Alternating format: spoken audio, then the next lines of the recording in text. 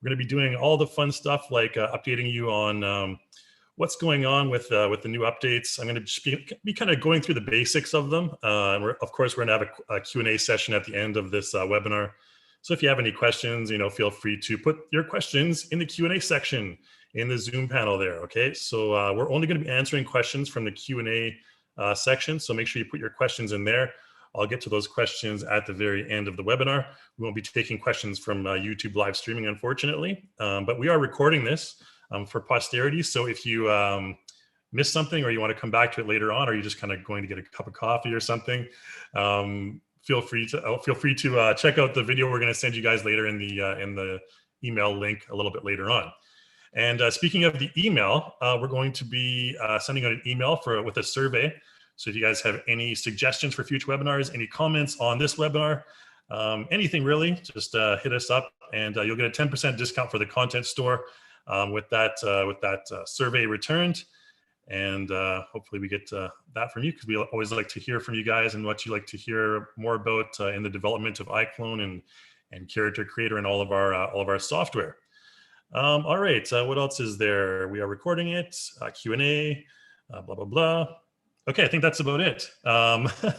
Let's get into it. So what I'm going to do here is I'm going to share my screen, and we're going to go over some of the basics that we're going to cover, and then we'll get into the live demo.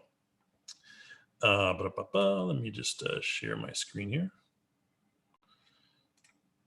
There we go. Okay, so hopefully you guys can see a grungy looking dude with a wicked mustache on the screen right now. I'm going to just close down my video a little bit later here once I get into the live demo, just to kind of save bandwidth as we're moving along. But you can kind of see my ugly face right now as I'm doing the introduction here. So I'm going to go first to the Firefox here. I've switched over to Firefox recently. This is the outline for what we're going to be talking about today. So I'm sure you guys have been browsing our website and seeing all the new stuff we've come up with for the new iClone 7.9 update. There's Smart Hair, which is really awesome. I'm going to be demoing that for you. LipSync, which is a huge improvement to the LipSync, and it's a major benefit for using iClone for animation, especially for facial animation. And we're going to be talking about the new ARKit blend shapes using facial mocap and how to get through with all that stuff. So yeah, you've probably seen all this stuff already if you're registered for this webinar. So I won't go into too much detail, but you can find, if you want to browse all the new improvements on your own, you can go to each of the product web pages. Character Creator and iClone both have their own product page, and if you go to let's see here.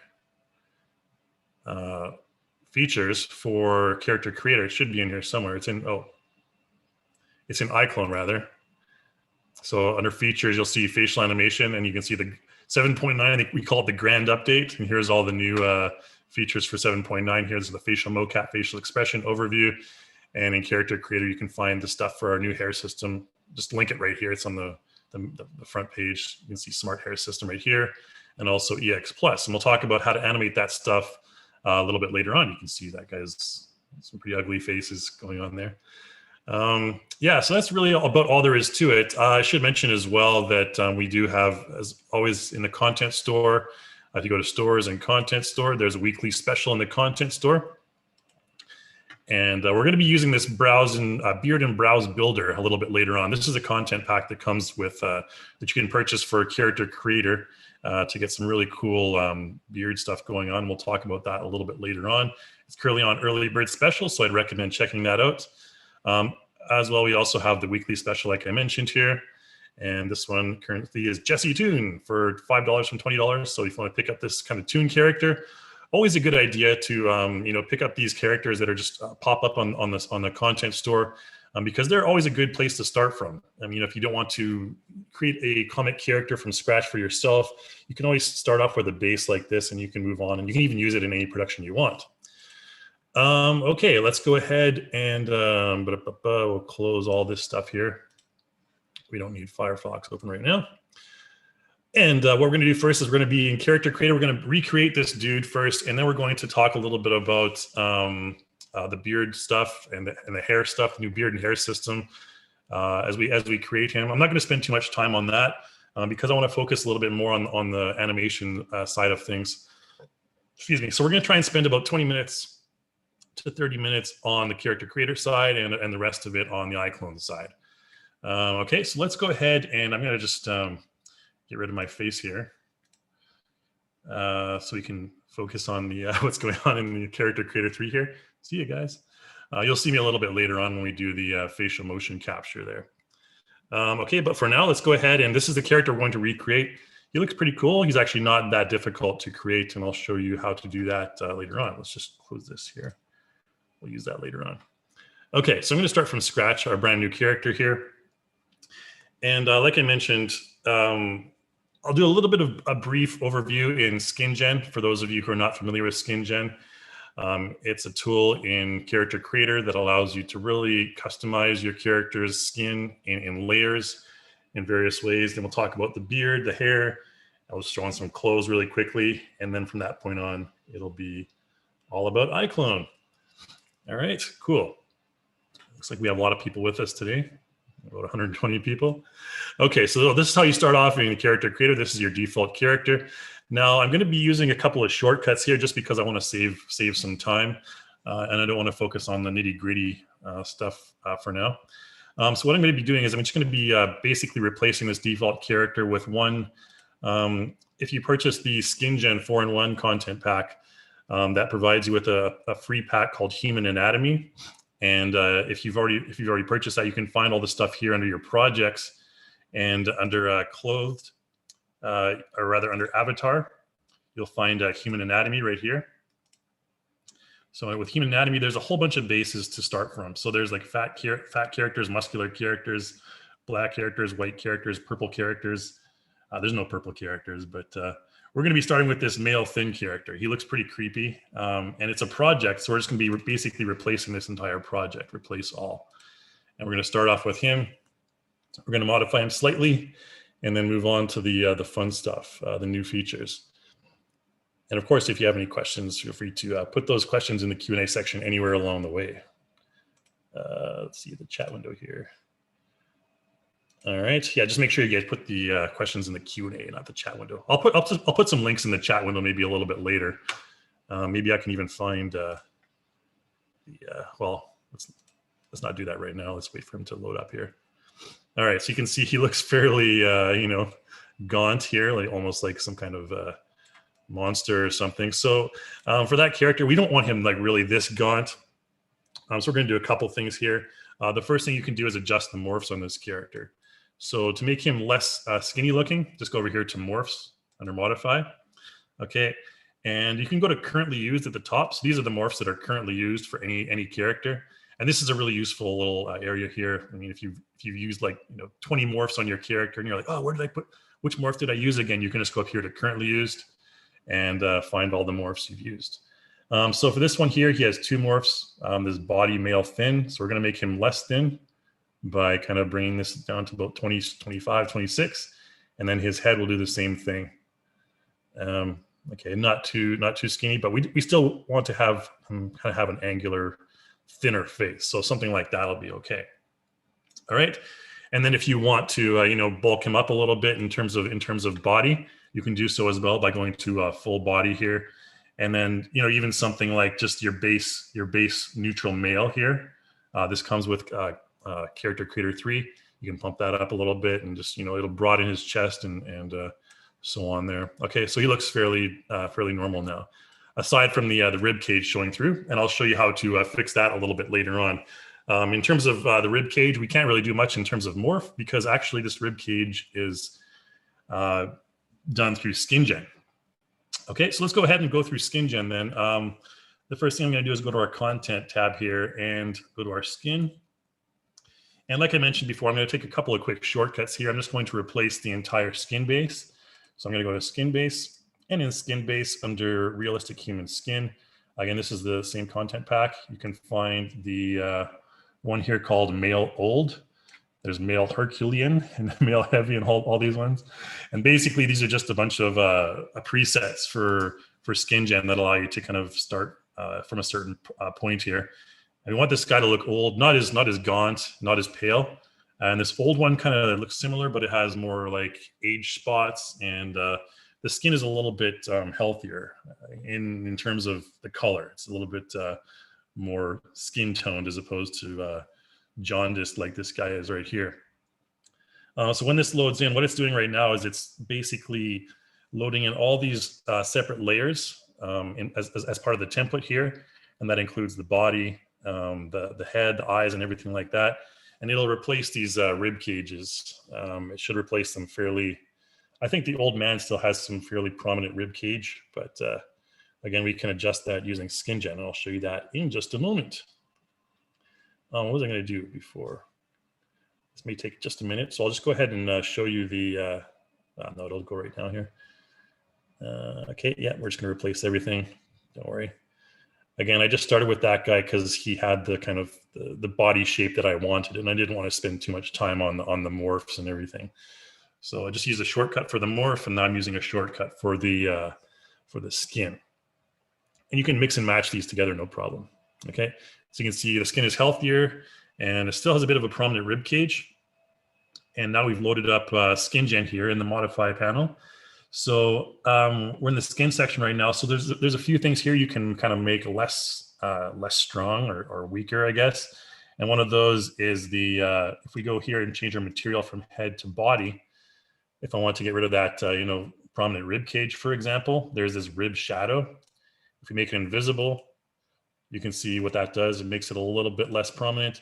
If we click on it, we have all the parameters down here we can adjust. I'm not going to worry about that.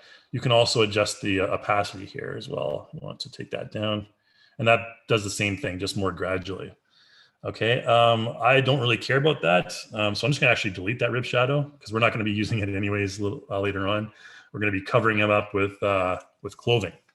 So there's also sinew here, which is the kind of more of the rib cage area, and if we make that invisible, that'll have a stronger effect right there. Okay, so these are kind of like muscles, sinews right there. Just kind of makes him look a lot thinner there. If we don't want to delete this, we can kind of take it down a little bit to maybe something like this. The purpose here, I want to make him have like sort of an aged face, but his body can be like, fairly, maybe mid 40s, 50s or something like that. Whatever, depending on how much of a fitness freak he is. Okay, so we'll go there, and that's the body, and then you can go over to the head. So focus on the head now. That's enough about the body. Again, I'm not going to spend too much time on SkinGen. Just want to show the basics. So we're going to go over to the head material now. And in the head material, I'll throw in a couple more extra things here. There's a dull skin eye, which this is one that I really like. This effect right here, the dull skin eye. If we take that down and make it extreme, you can see the effect that it has. I think this is one of the stronger effects that you can use for your character's face, just to make it look a little bit more, a lot more tired, I guess. I normally take this down to like a level like this, just to get that little touch. Okay, and there's body vascular. There's also an eye decal here as well. If we make that invisible, it's just a little bit of kind of almost like makeup around the eyes, but in this case, it's just a discoloration. And of course, you can adjust all these values in the parameters here as well. Again, I'm not going to worry too much about that. You can load all these texture files or texture maps up and everything. And there's also this wrinkle. You notice this character, it's kind of interesting. This character only has one wrinkle layer, this wrinkle fine right here. If we make that invisible, as you can see, it's not really that strong of an effect. Most of the wrinkles are already baked into the character's base material here.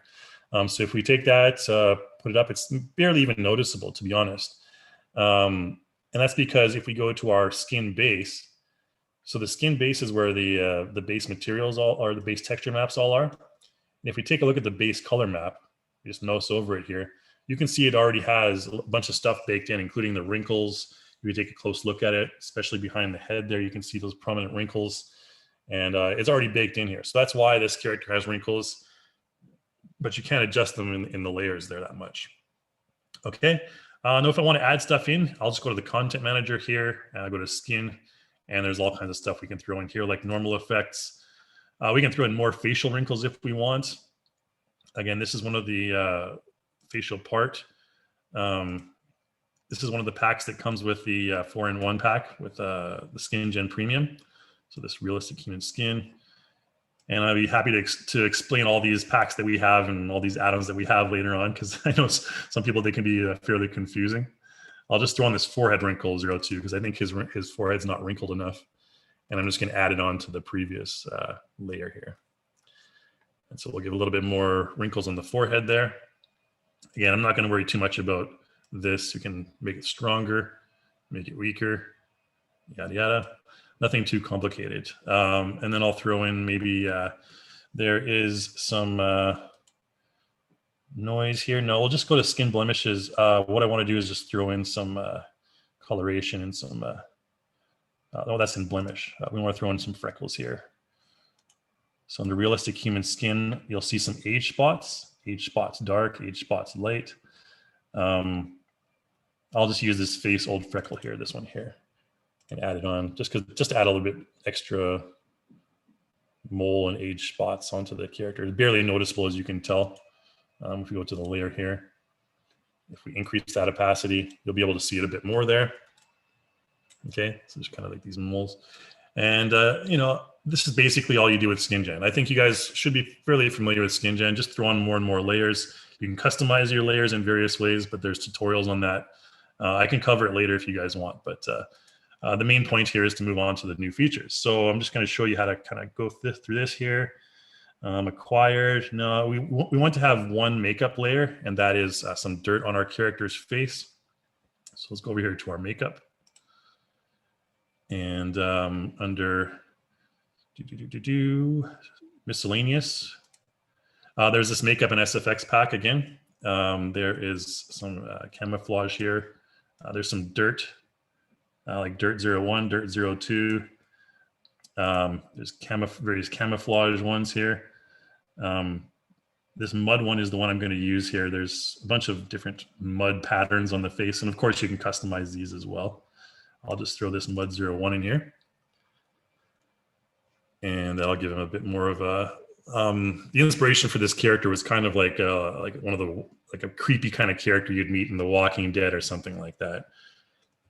Or I just watched The Stand, the new TV series with by Stephen King there, a really good one. That was kind of my inspiration for this dude here. So there we have some mud on the character's face. This one I'm going to customize a little bit. I don't like the color of the mud. I want it to be a bit lighter and darker, actually, or a bit more faded, but I want the color to be a bit darker. So we'll go there. And of course, there's two different colors down here you can adjust. In this case, I'm just going to choose this one here, brightness, take it down a little bit there, the saturation as well. Okay, just ever so slightly. And maybe even the opacity can go down further. That'll be fine. Okay, I'm not going to be too picky on this. All right, that's basically all we're going to do with Skin Gen. Like I mentioned, any questions, feel free to ask me a little bit later on. Okay, so now we're going to switch over to the Smart Gallery, and we're going to use the hair and beard new content pack here. I guess I better show you this just before we move on here. I'm just going to go into the content store and show you that. /content store. There we go. This beard and brows builder. So this is a complementary pack to the new features available with 3.4, Character Creator 3.4. We're going to use a couple of things here. I'll throw this into the chat window for you guys, the link, in case you want to take a look at it. Where's my chat window? Oh, this is open.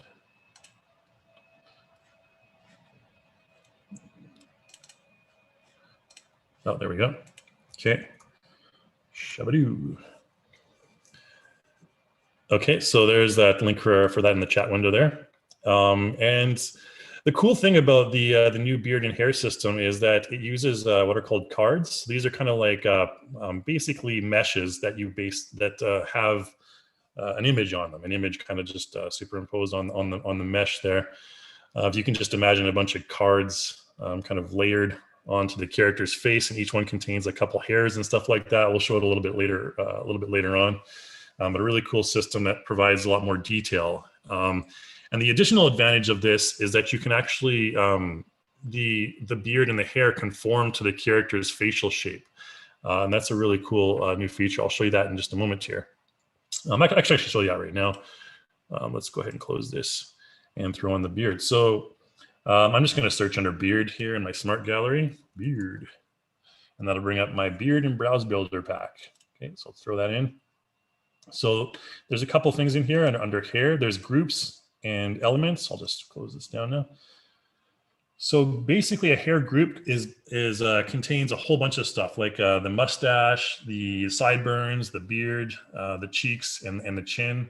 There's different areas. We call them elements. Okay, so different elements. If we go to the hair elements here, you can see there's various elements for different parts of your character's face. Okay, for different parts of the beard, there's mustaches, and so on and so forth. What I'm going to do is I'm just going to throw on a hair group, and we're going to go to the, I like how they call it, friendly mutton chops. This one here. There's one that's kind of called sparse, short patchy. Yeah, short patchy hair right here. This one right here. So it'll deactivate the skin gen session. Don't worry about that. We'll get to that later on. So basically what it's going to do is it's going to apply this beard mesh to the character. We'll take a quick look at what exactly that is. And then we'll add some additional stuff on there as well. I have to skip through this pretty quick here. I mean, this doesn't take too much time because it's a fairly simple thing to explain. Just imagine an additional mesh attached to your character's skin. Okay, so there you go. So here's our short patchy skin. And notice there's a bunch of like yellow selection boxes. Okay, so these yellow selection boxes each correspond to a different element on the beard mesh, okay, on the hair group, I guess you can call it. So if we go over to scene here, you can see there's mustache sparse. We just make that invisible.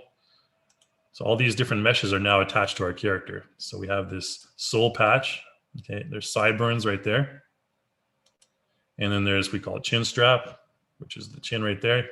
So you can really fully customize these. You can make them all different shapes and sizes and colors. And again, they're fully customizable, just like any prop or any accessory would be in Character Creator or iClone. So let's go back to our smart gallery here. That looks pretty cool. So again, you can delete and add those stuff at will. I'm going to throw on another hair element here, a separate element, because I really like this stash. I think it's one of the most epic mustaches. This Van Dyke mustache right here. This is comes as a bonus with the pack there. So if we double click that, we can replace this kind of stubble that we have on his upper lip right there, or we can just add to it. It doesn't really matter in this case. I'll just go ahead and add to it. You can probably replace if you're worried about the amount of polygons in your project. That's not that much. So you can see it adds right there. It's kind of a gray and black color. All right. So ideally, what we want to do is we want to match it up with the color of our beard, right? Because it looks weird if he just has a gray beard. So to do that, make sure we have our mustache selected there, and go over to modify, and then we're going to go to our materials. Okay. So the stuff here, like the beard and the mustache and stuff, you need to go to materials, and you need to adjust those values in the shader settings down here. Okay, don't use the skin gen for this because it's not technically the character's skin. Okay, so there's two highlight colors here. We have this base color map right here. You can see it's fairly gray and weird colored there. That's the base color there. Now we want to use the right here. If we take this, you can see that the base color uses vertex color, nothing happens. Okay, but if we go to base color strength, nothing happens as well. So we need to go down here to highlight color. And you can see here, if we adjust, we have two highlight colors. We have color A and color B. And these use the ID map, which is shown above here. Which section here? Textures. Okay. So the ID map right here, and this is the root map. Okay. So it's using these textures. Just be aware of that. So this one, we're going to change these to kind of something similar to, I think this is kind of a dark orangish brown. So I'm just going to change them to random brown colors just by selecting this, and they will change in real time. So you can see the color right here. I mean, that looks fairly close. We can darken it a little bit, maybe. Something like that. And then you can adjust the strength. Okay. And the affected range as well. So if you want more of it to be affected or less of it to be affected, you can adjust this affected range. Again, I won't go into too much detail on this, but you can kind of figure it out on your own time there. Maybe this could be a little bit less saturated. Take it down to like 200. There you go. Okay, that looks fairly decent. And then in advanced, there's, you know, stuff like you can, if we're working with like a fancy girl's hair, then we can, you know, adjust all these. I'm not going to go into too much detail on them unless you have questions. I can go into it later. We'll do the second one here as well. We'll choose a fairly similar color, maybe something a little bit darker. And we should increase the strength on this. Whoops. Need to make sure our strength is up first. Oh, why did it do that? Okay. Yep. Let's make sure we have a right color here. Okay, so I think that's looking, you know, fairly similar to what we have. And I'm going to adjust the affected range there. All right, it's a bit dark.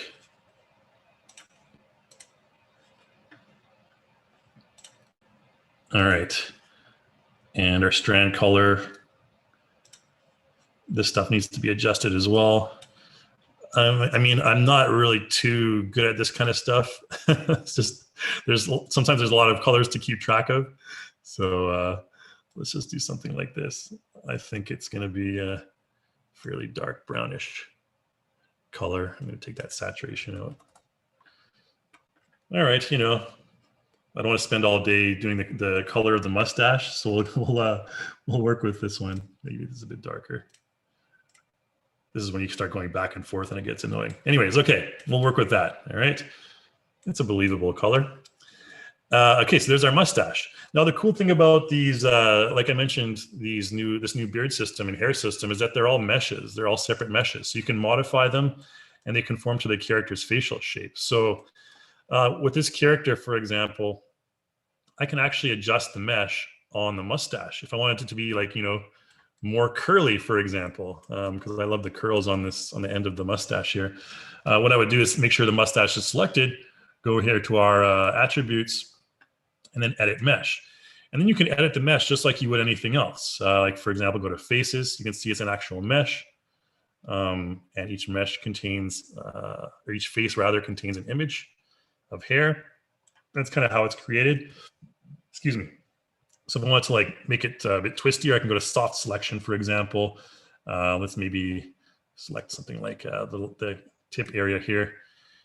And then just make the radius a bit smaller. Oh, that's the selection.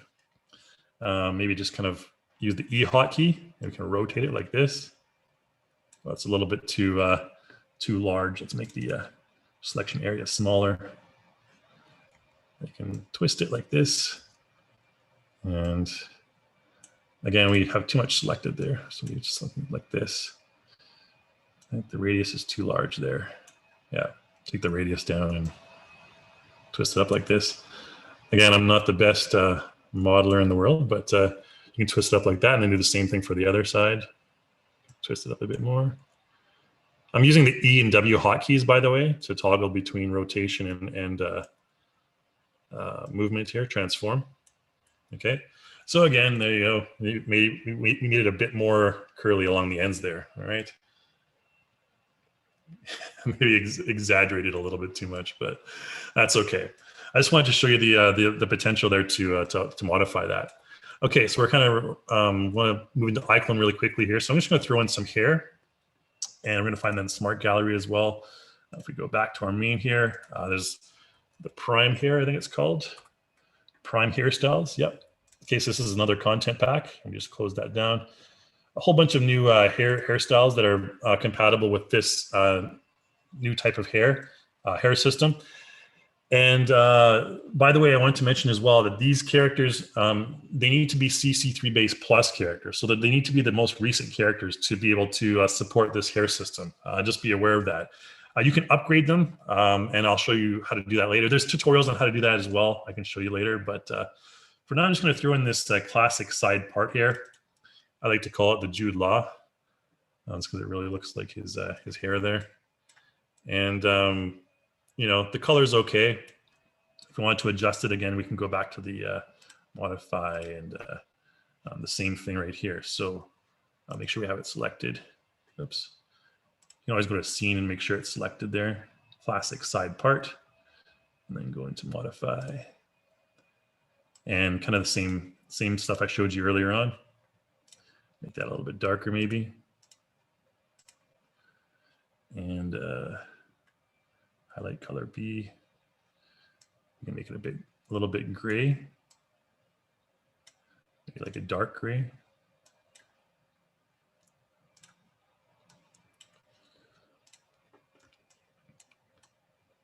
All right, maybe the hair is a bit oranger, a bit darker than the base. Again, that's how I start from there, something like that. All right, it's kind of a ginger, I guess, a little bit. Let's go ahead and press OK. Okay, so that's how you throw on the hair and stuff. Now, the cool thing about the hair system is there's actually a couple of things you can throw on here. And if we have time later, I'll show you how you can use physics on some of these little hair strands. What was I doing?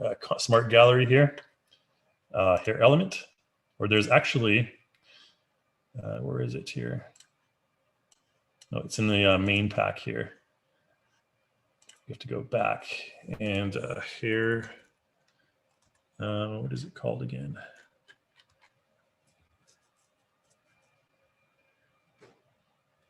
Patches, hair patches. This is a bonus patch.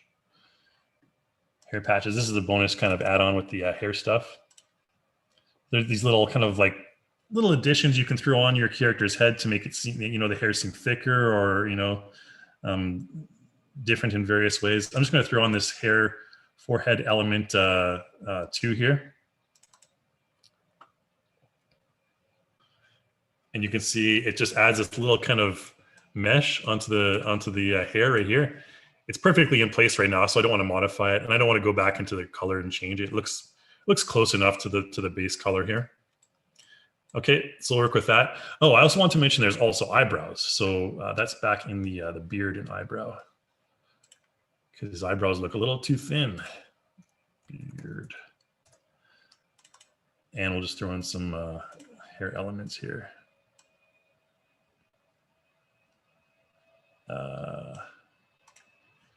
Group, yeah, hair group. So I'll just throw in this male wild hair. And you'll see the eyebrows be replaced with these really nice bushy looking eyebrows. And of course we can darken those as well, just really quickly.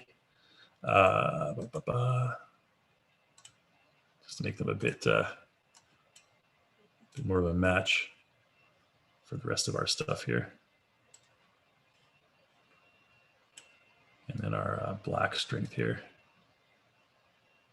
Good enough. Okay. All right. So there's our completed character. We'll just throw on some quick clothes for this character, and then we'll send them into iClone for animation. So there's a bunch of stuff here. There's this content pack called whoops, put caps lock on there. Abore. Or is it EBORRE? Oh. I'll find it in the content manager here. Under clothing, we have shirts. Oh, it's all in one with 2 R's there, Abore Art. Okay, so I'll just throw on some quick stuff here. Nothing too complicated, just a shirt and a vest.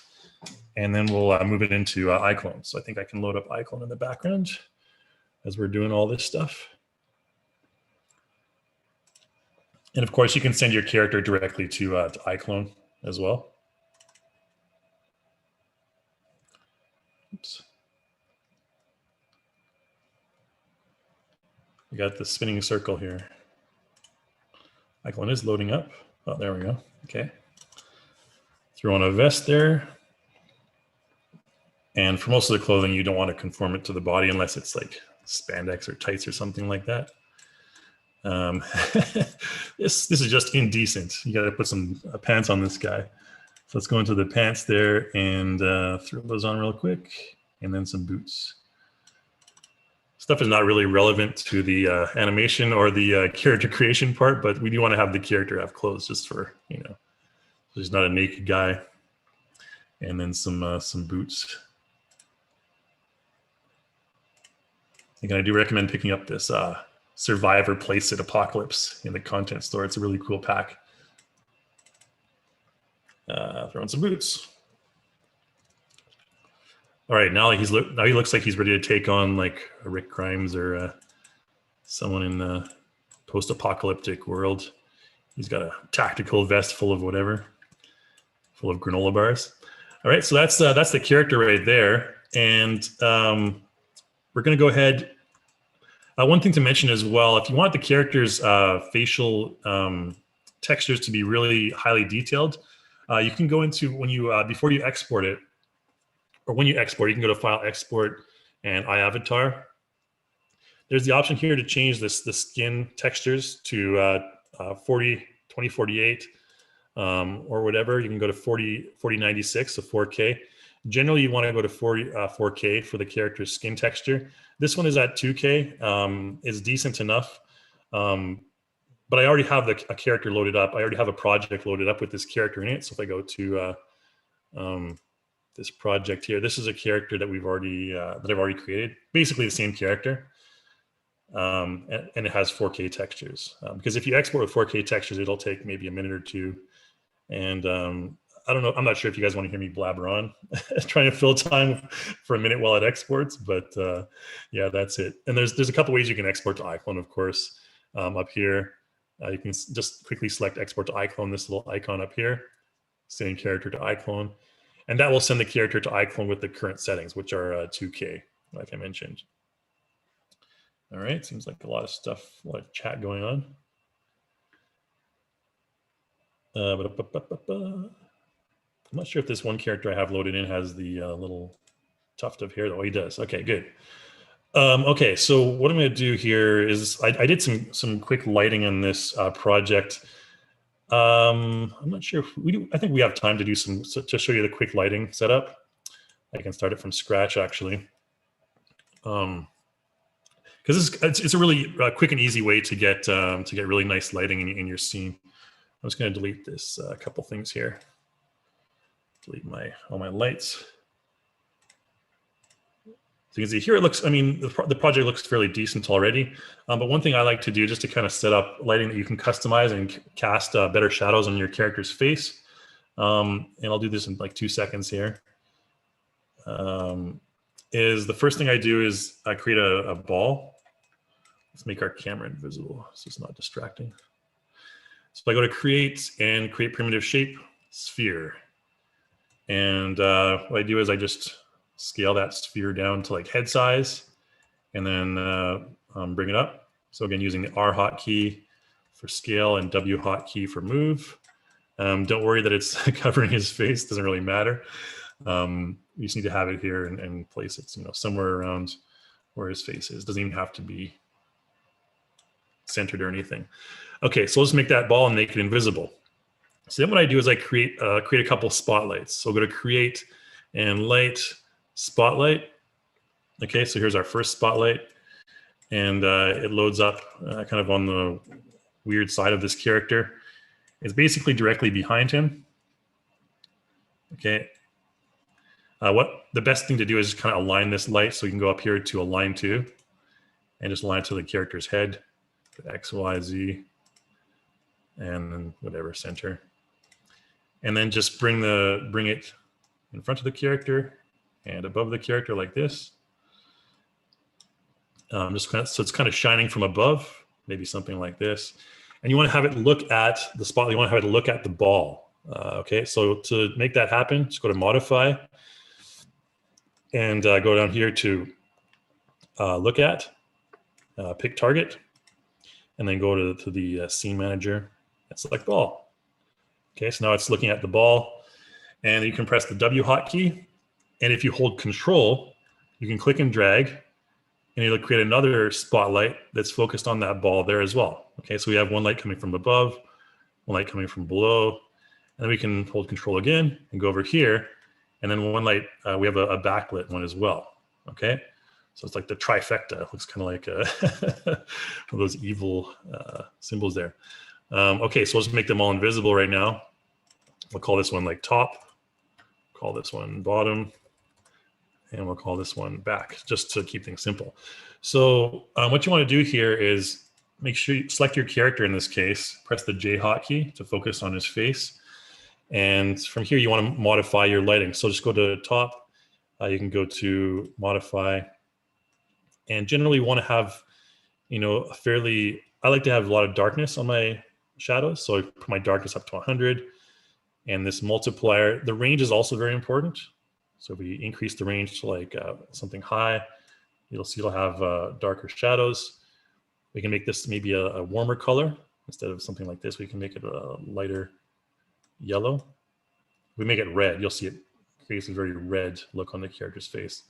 I like to have sort of a tan, almost like khaki type of light yellow there. And you can increase the multiplier there, okay, to whatever value you want. Normally something like this. And the shape of the light also matters a little bit. If you change the to rectangle, it'll adjust it a little bit. Tube. I won't go into the details on this. You can always ask me later if you want. I'll do the same thing for the bottom. Darkness. So it creates just more interesting shadows on the character's face. Always have a higher range. Okay. And then this one can be maybe a more reddish color there. Okay, you can see the difference.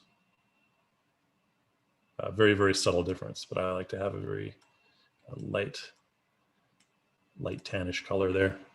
Okay, and of course the multiplier on that, but I want to keep this fairly low. And then the back one, last one, and then we'll finally get to the animation here. Modify. I like to keep this one fairly high, so you can create that creates a nice rim light on the character's shoulders and everything.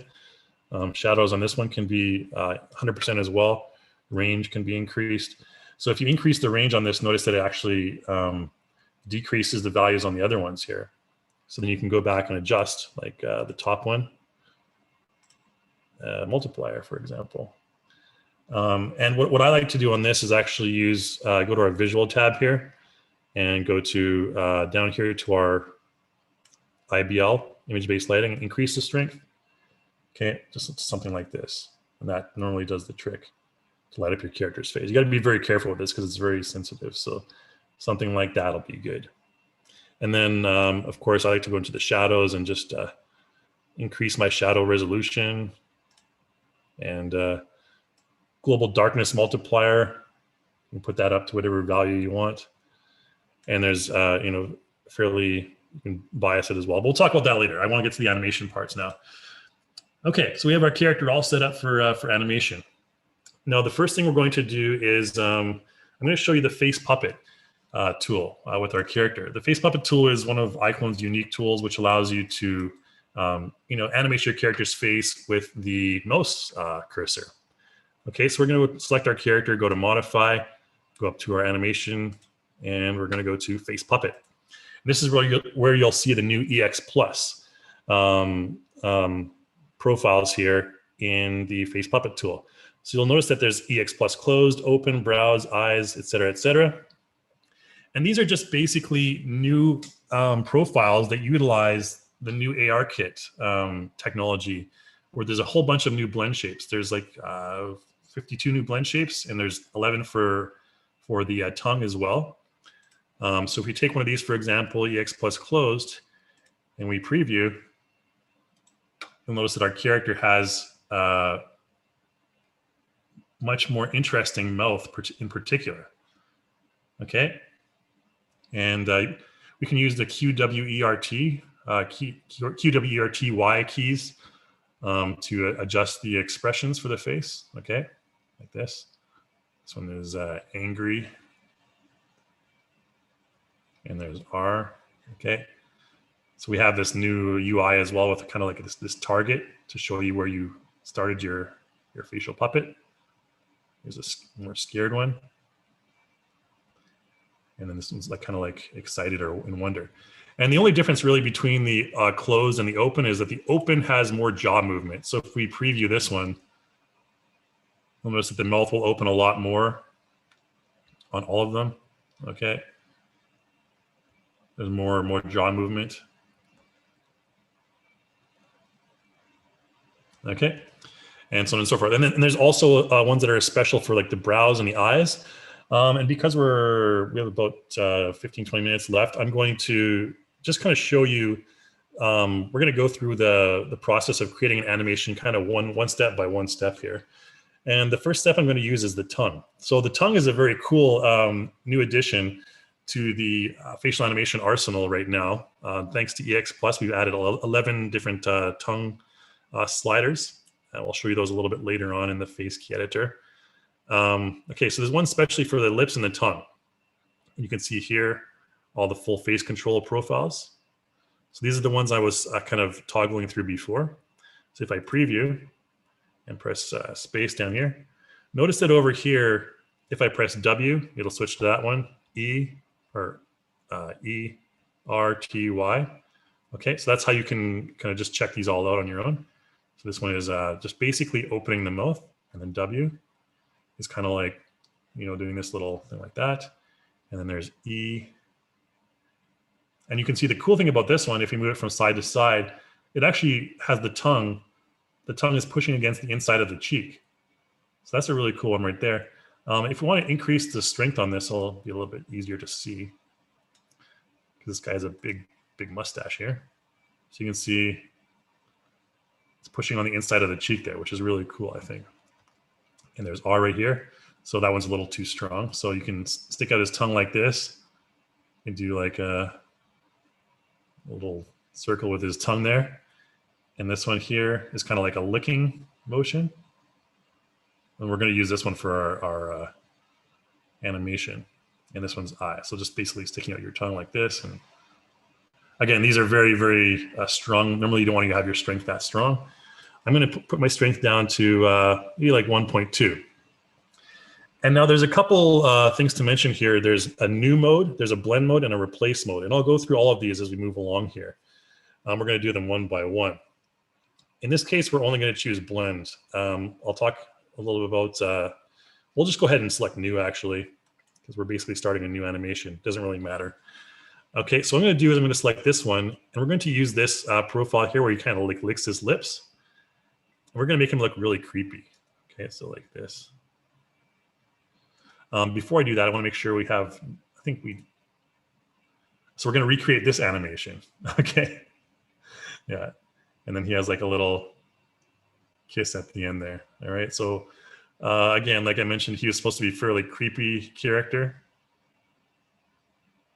So, you know, you wouldn't want to see this guy in a post-apocalyptic, you know, landscape. So we're just going to right click and remove all the animation on the character. Again, we can go to Face Puppet and select new, but that doesn't really matter. Okay, so let's create that lick really quickly. So I'm going to go ahead and press record, and then press space, and I'm going to record this in real time. Okay, so just like this.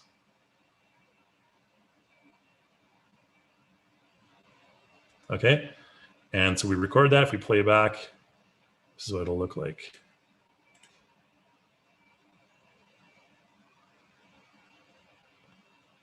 Okay, good enough for me. So we're going to go to that. And what I want to do is I want to add a couple more parts onto this. We're going to select the eyes now. With the eyes, if we preview, this one is just moving the eyes. And one cool thing that's, you know, that's new about the ARKit sliders is that the eyelids actually, you know, flex and move along with the eyeballs now, which is a lot more realistic. So I can't believe we didn't have that before, but you can see here, this one's kind of like an open and squint. And I like this one. This one's kind of like an angry squint. This is the one we're going to use. This one here is just closing the eyes. And then this one here is winking. And this one here is, you can move your eyes. You can make him like cross-eyed or something like that. Like he's drunk or something, you know. Anyways, okay, so we're going to use this one here, which is the eyes squint, okay? So what I'm going to do is just go back to the main part. Now, if I select new here, it's going to erase the lips that I did, or the tongue stuff that I did earlier. So I don't want to select new. I want to select blend. And what blend will do is it'll blend into the previous animation, whatever we have. Okay, very important distinction. So I'm just going to go ahead and record this. As he licks his lips, I'm going to make his, I'm actually going to make the strength a little bit higher on this one as well. And as he licks his lips, we're going to have him kind of just give that very creepy look. Okay, so let's go ahead and do that.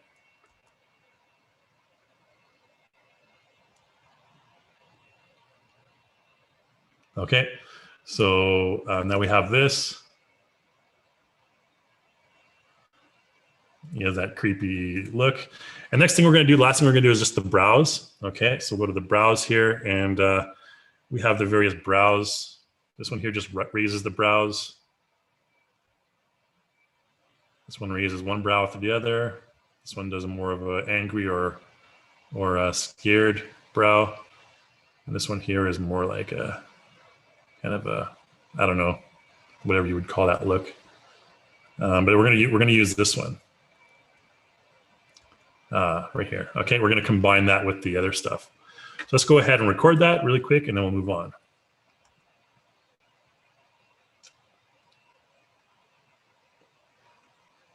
Okay, so now he has that. So we're basically layering one on top of the other. We'll go back and do one more thing. And the last thing we're going to do is a little bit of head movement. So to do that, I'm going to go up here and select clear in this feature selection area here. And we're going to use this head rotate, head orientation right here. And if we preview that, here it is. Okay, you can rotate the head as well. I'm going to decrease the strength slightly and just record that over. So let's go ahead and record.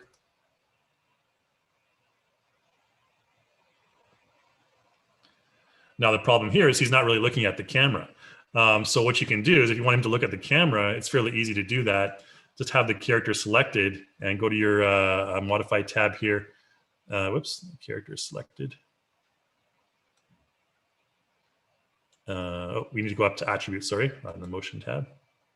And in attributes, we want to have the character to look at camera, okay? And then if we do that, and we just choose instead of head weight, we choose more eye weight. So we have this. Okay, so a very creepy look on the character right there. Okay, good enough. So that's what I want to show you about the motion puppet. What I'm going to show you next is the facial mocap. Now, with this one, I'm going to show you some ARKit as well. So let's go ahead and load in the new character that I want to show you here. Whoops, we don't want to save it. Might go a little bit over time on this, so apologies for that.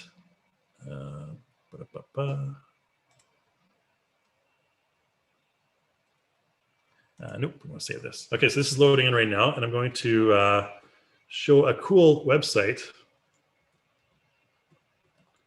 Let me just bring it up here.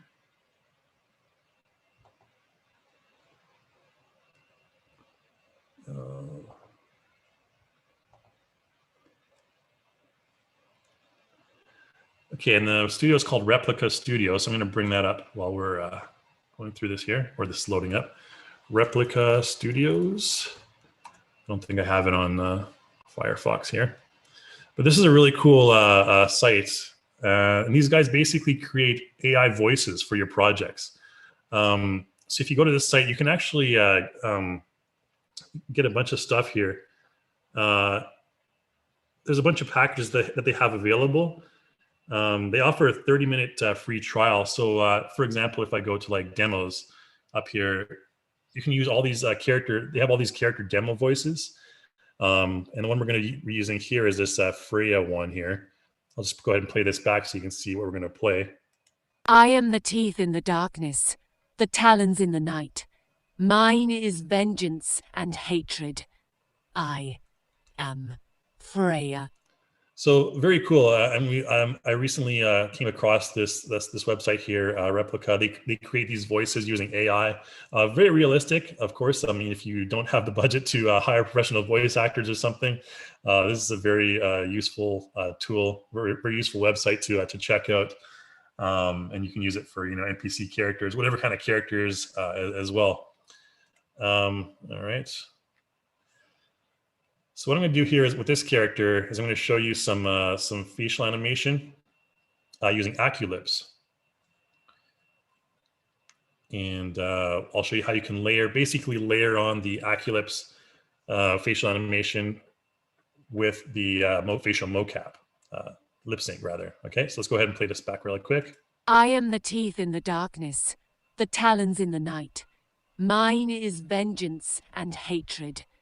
I am Freya. Okay, so that's what we're going to basically recreate here really quick. So I'm just going to remove the animation on the character. Click Remove Object Animation. So generally, the best workflow for combining ARKit LipSync with your facial mocap or whatever animation you want to use, we can use the same process with the facial puppet tool. In this case, I'm going to use facial mocap. So let's make sure our character is selected. Go over here to animation, and what we're going to do here is create script. Now you'll notice there's a difference here with create script. We now have the option for ARKit. Okay. Now I can use record voice. All the old features we have still available here. I'm going to choose ARKit, and I'm going to load in that audio file here. Okay. You can use text to speech. You can record your voice or open audio file. So I have this one pre-prepared and load it up. So if we play it back here. I am the teeth in the darkness, the talons in the night. You'll see it has a nice wavelength. And you can hold the Alt key and scroll your mouse wheel, just like in the timeline, to see the larger wavelength. And you can just go through it like this as well. Okay. So I've played. I am the teeth in the darkness, the talons in the night. Mine is vengeance. Okay, so you get the point. So what we can do here from this audio file is we can generate text. And this text will appear here now in this text box. And with that, basically ARKit uses AI to create the facial shapes, and they're much like incredibly more accurate than they were before. To be honest, I've never come across a situation where I've really had to do anything more than minor tweaks on the lip sync for your characters, because essentially you can just give them exactly what you want them to say, and you'll see here that the script comes out correctly. I'm the teeth in the darkness, the talons. Of course, talons is spelled incorrectly. That doesn't really matter though. But there's one here, one major issue came across. It says vengeance instead of vengeance. So if you make a v with your lips and a b with your lips, you'll notice that's a big difference. So you want to have the v being replaced here. Of course, we can just go here and replace talons as well. Just adjust that and change the b to a v for vengeance. And I am Freya. Okay, the punctuation doesn't really matter in this case. So what we're going to do is just select that, and we're going to go align. Now, what align does is it just makes it's already basically aligned, but I'm just going to click it again to align one more time. It aligns all these on the top here. It aligns all of these words to the wavelength. So if I zoom in here, you'll notice it says I am the teeth. So if you can follow along to basically the timing of these words here and the wavelength, you'll see that it's very accurate if we play back. I am the teeth in the darkness, the talons in the night. Mine is vengeance and hatred. I am Freya. Okay, so that's really cool. This one has essentially no mistakes. If we want to adjust the timing of these, of course, we can click on the edges of them and move them a little bit. But in this case, it's totally fine. So what I'm going to do here is just select apply, and that's going to apply this ARKit to our character. Okay, and if we play back now. I am the teeth in the darkness, the talons in the night. Mine is vengeance and hatred. I am Freya. Okay, so perfect. Really nothing that we need to adjust here. But if we press F3 and go into our timeline, you'll notice that in the timeline now we have this this visine track here, and we also have the words in the voice wavelength track. So for I am Freya, it should be Freya. It doesn't really matter, but you'll see there's also the words that appear below the in the same track as the wavelength, which is really cool. And you can adjust them here as well. If you want, you can right-click on any of them and select Show Words. Again, we can go back into ARKit, but I'm going to show about the Talking Style Editor here, which is where we can really emphasize in different ways. So right now we have a number of different presets for this Talking Style Editor. Speed normal. If I wanted her to be stronger in pronunciation, I can select this enunciating type preset right here. And you'll notice that all the viseme shapes here they get stronger. You can adjust these values back and forth to whatever you want. But if we select that one, like type enunciating, we play back, you'll notice that her lips will be enunciating a lot stronger than they were previously. I am the teeth in the darkness, the talons in the night. Mine is vengeance and hatred. I am Freya. Okay, so really cool. And you can do this the exact opposite. You can change it to like mumbling, for example. There's a mumbling template here. So you can see all the values all went down. And if we play back. I am the teeth in the darkness, the talons in the night. Mine is vengeance. So she's barely enunciating. And that's kind of the point here. You can adjust these to whatever scenario that you need. I'm going to go ahead and choose the bellowing one here, or the enunciating one here again. And we're going to focus on this one little area down here where she says Freya. Okay. And you'll also, we still have the same old Visium keyframes here. So if I double click on this one, you can see it's the F. We can adjust the, take a look at her mouth. She's making the Visium shape. So if we make that expressiveness down, there'll be nothing there. Make it 100, it'll be very expressive. We can also go up here and find the F and V Visium shape, a slider right here. We can increase that as well. So if we do that, you can see that it becomes a lot stronger. If we take that down, it becomes, you know, barely even noticeable. This one, I like to have the F fairly high. So maybe something like this would be good, 174. And then she'll say, and again, this affects the entire script. Just be aware of that, okay? Not just the one Freya. So Freya. Freya. Okay, cool. So finally, we're going to get to the facial motion capture really quickly here, and I'm just going to essentially layer over top of that. Now we'll go ahead and close down our timeline and open up plugins, Motion Live. There we go. And let's get our iPhone set up here. Whoops. You hear the little click there. All right. So again, I'm not going to show you all the major stuff with the iPhone Live Face, the basic stuff.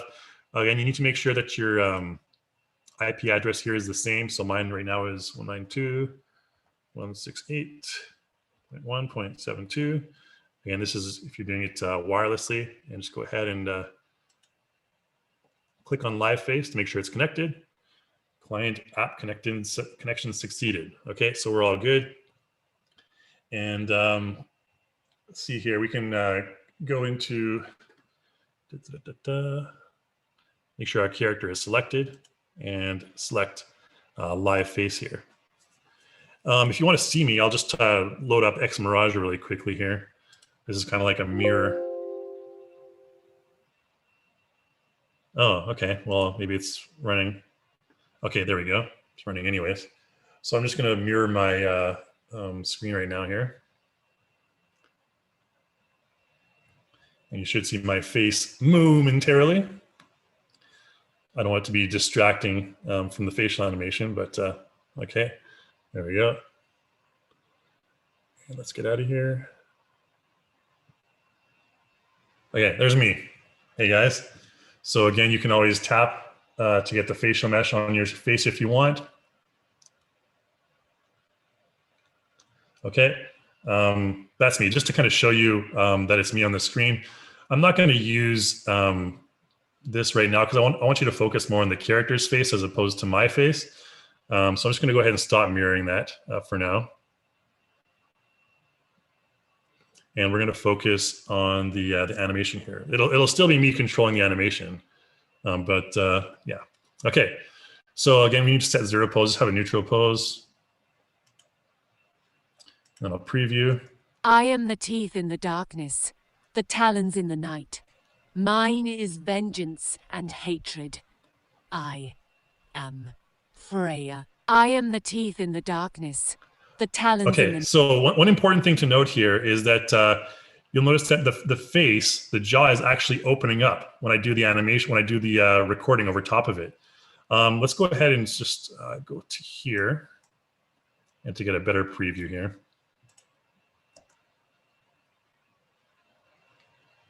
Now you'll notice with the iPhone especially, that it's fairly good capture for LipSync, but it's actually better if you combine the two, AccuLips and the facial motion capture. One thing I like about the iPhone capture, especially with ARKit, is that you have some very good plosive results. Like if you go for like blow up your cheeks, for example, like, okay, you can see the camera is very good at adjusting that kind of stuff, at tracking that. So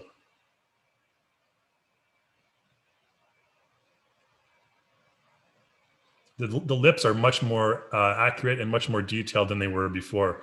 It's really a huge improvement, to be honest, from the stuff we previously had. Okay, so what I'm going to do here is I'm going to stop the preview. And what we need to do is, if we're kind of going over top, recording over top of a new of an animation, what I need to do is I'm going to select blend here. And we're going to deselect under the mask tab. We're going to deselect our chin, our jaw, and our mouth. Okay, and now if I go back to the section here that I was wanted to animate over, and I preview. I am the teeth in the darkness, the talons in the night. Even if I open my mouth, mine is vengeance and hatred. It's not really adjusting the mouth at all. Freya. So we're still animating the cheek and the eyebrows, but we're not animating, and the head movement, but we're not animating the mouth. And so this is what you want to do. This is basically the easiest and the best way to get your facial mocap animation and AccuLips together. So I'll just go ahead and record this really quick. I'll just do some generic head movements. I am the teeth in the darkness, the talons in the night. Mine is vengeance and hatred. I am Freya. Okay, so at the end there, I kind of had a very angry look. So we're basically done that capture. Let's go ahead and close that down. We don't need to worry about that anymore. And I'll show you one quick little thing here before we go into the Q&A, and that'll be using the face key editor. Before we get into that, I want to mention as well, if you want more details on this, we do have some excellent tutorials that were done by our friend Mike here. If we go over to the iClone, we call them master classes. So let's go to learn tutorials here. If you go down to the master class here, we have this one up right now. We have a bunch more. I guess they're not up on this section yet, but we have more available on our YouTube channel. So I recommend checking out the YouTube channel. But he does a lot of stuff in this master class here. And I believe, yeah, all the other ones are up on the YouTube channel. I guess they're not up here yet, but there's ones that detail, that go into specific more detail on AccuLips. This one's Expression Plus. And I'd recommend checking those out. Really, really good stuff from our friend Mike Sherwood there. You're probably familiar with him if you've been on our site for a while. Excuse me. So yeah, go to your training center there, or just our YouTube channel. I don't need to put that in the chat window, I don't think. I think you guys know where that is. Okay, so let's go one quick edit here before we move on to the Q&A. I'm going to press F3 and go into the timeline again. And you can see here, if we play back. I am the teeth in the darkness, the talons in the night. Mine is vengeance and hatred. I am Freya. Okay, so she has a fairly ominous looking face at the end. But say, for example, if I wanted to make it look a bit more angry, I can actually use my face key editor here, this tool right here, to make it even more angry. So I'll go down to here where she starts her I am Freya. And she's moving down right here. What I'm going to do here is we can go ahead and close down the Visine. We don't need that anymore. I'm only going to worry about the expression tracks here, okay? So we have muscle, eyeball, and head.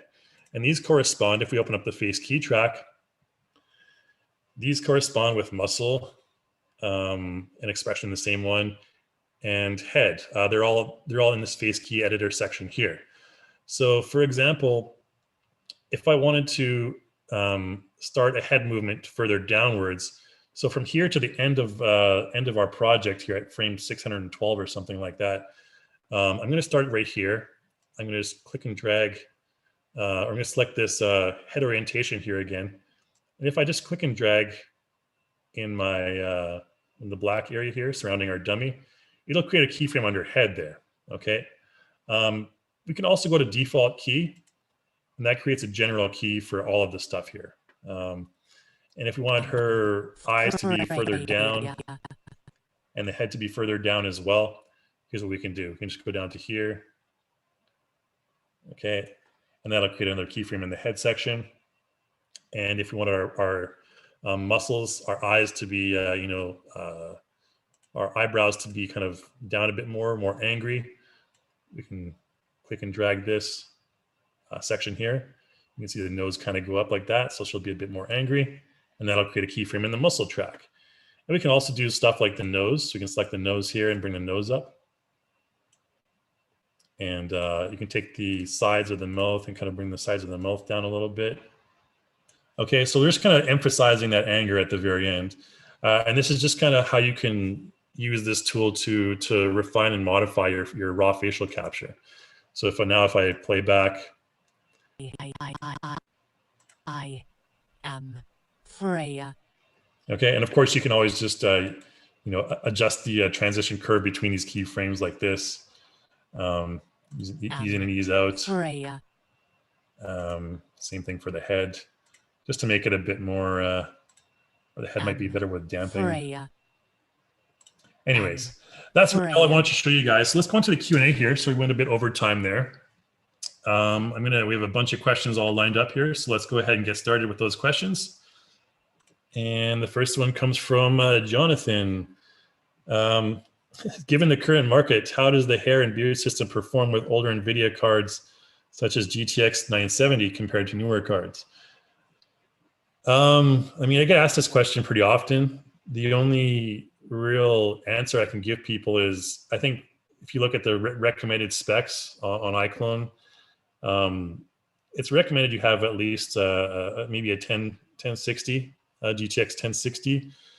970 might do the trick, but again, you're gonna come across possibly some lag, I guess. Just be aware of that. I think right now industry standard should be around 1070, 1080 GTX, and there's all a bunch of brand new cards that are coming out as well. If you're really hardcore, you have like dual cards. So I get asked that question quite often, and sorry to give the generic response, but I can't really.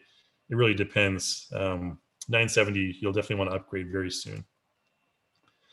So Dan asks, is there a Mac version in the works? Unfortunately, we don't have a Mac version in the works for iClone. We've just decided to focus on Mac version for our 2D software, which is Cartoon Animator 4. Let's go on to the next one here from Gary Hardesty. Is there a detailed set of tutorials and manuals? I have it and it's working well. Can I use the new lip technology with iPhone Live as well? Yeah, the manuals, you can just go up to help, and there's the online manual, obviously, from there. There's video tutorials that you can check out. Yeah, I just go to the online manual from here. I think even the plugins has a help file here. So if you go to Motion Live plugin, just go to help. You'll find the specific section that deals with Motion Live, and you can go from there. With iPhone Live, this is basically the ARKit. In case you're not familiar, the ARKit is this technology used by Apple that allows the more detailed tracking of the facial features. And if you want more detail on that, on the ARKit, what it is and how it's utilized in iClone, I'd recommend checking out Mike's tutorials. Really detailed stuff. Let's go ahead to YouTube and find those there. They should be available. Remember, I watched a couple yesterday.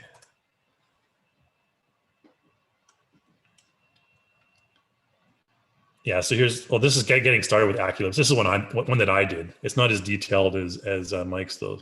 3D test is Mike, by the way. Just wanted you guys to be aware of that. It should be one of the more recent uploaded videos. Yeah, so here you have getting the best iPhone mocap and iClone. These are all excellent ones, much more advanced than the basic ones that I created. So you can see the live smooth multi-pass, all these ones right here, the more recent ones, the 1, 2, 3, 4, 5 of them right here. So I recommend checking all of these out. For a much more in-depth look at all the stuff that I basically went over today. So next question from Michael: is there a chance you guys are working on a bridge to Cinema 4D to keep controllers on the rig like Daz just came out with? We have looked at getting stuff done with Cinema 4D. I don't know specifically. I can't tell you the status of any of that stuff right now because I'm not really on that team. But there has been talk about that stuff, and obviously Cinema 4D is an amazing tool that we really hope to be able to create a stronger pipeline with in the future. I'm sorry for the non-answer there, but okay, question from Lawrence: does smart hair support hair animations and physics? Same questions for beards. Yeah, since they are meshes, they are you're technically able to use physics on all of those. The one example I wanted to show you earlier with the other guy, that little strand of hair there, we've closed off.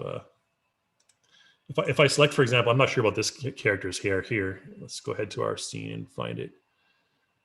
Let's find a part here that may be temple hair. Yeah. Let's see what this looks like.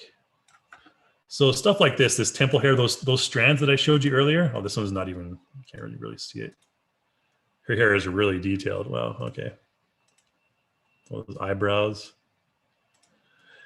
And any of these like hair strands on the side, you can actually go to, since they're a mesh, you can go to your modify tab and to the attributes, or rather to the physics. So you'll notice that they have physics tabs now, and you can activate physics. Currently the physics aren't activated. So if we activate physics on this, and what'll happen, let's just go to the side here. If we give it a dynamic soft cloth physics, I am the teeth in the darkness, the talons. It should fall. I'm not sure if this one's visible or not. I'm not sure the structure of this, but let's use the main one just to demonstrate. Hair. Okay, so we'll select this hair, for example. And of course, you can go to modify. You can give it physics, multiple materials. Okay. Hair. Okay, let's just do that. Currently it has no weight map. So what's going to happen? We need to load a weight map. So let's go ahead and do that real quick. I don't know, something like this. This is one that I was using earlier for the other guy. In the night, mine is. It should have affect all materials. It should fall off the character. I'm not sure why it's not, but I'm just really stupid with physics, to be honest. We need to have more white area. And again, I'm not sure the structure of this, but yeah, you can modify all the different hair strands with physics, and maybe I can load up the other character for that. I'll show you this guy later anyways. We'll move on to the next question for now, but I'll try and get that physics working later on. As you may know, physics is pretty annoying, especially in iClone. So question from Steve: is iClone compatible with Daz? Yeah, absolutely. Daz is probably one of our strongest pipelines.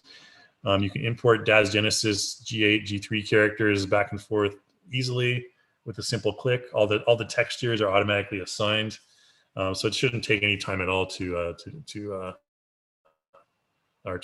go back and forth with Daz.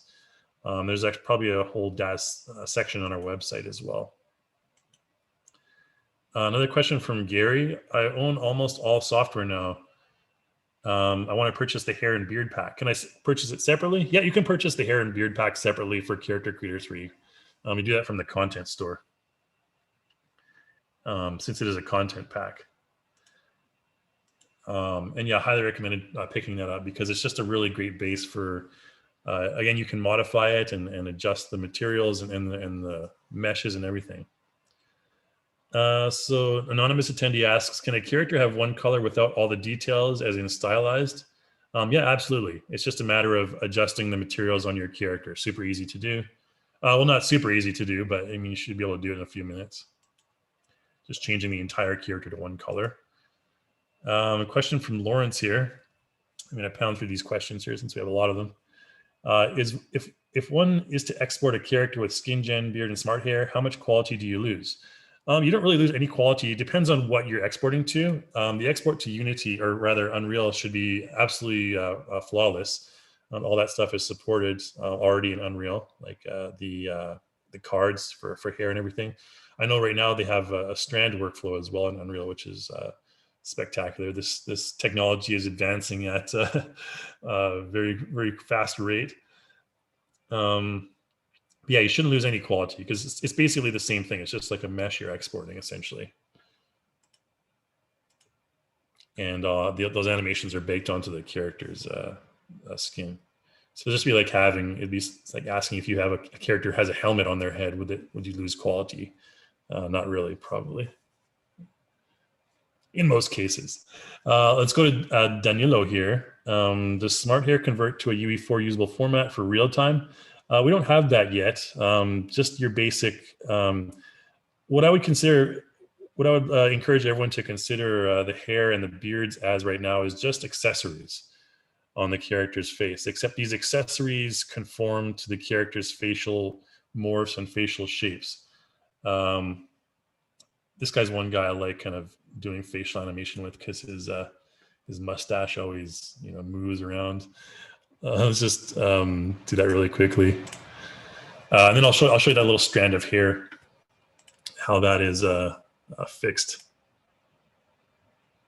or how the physics goes with that strand of hair there. So zero pose really quick.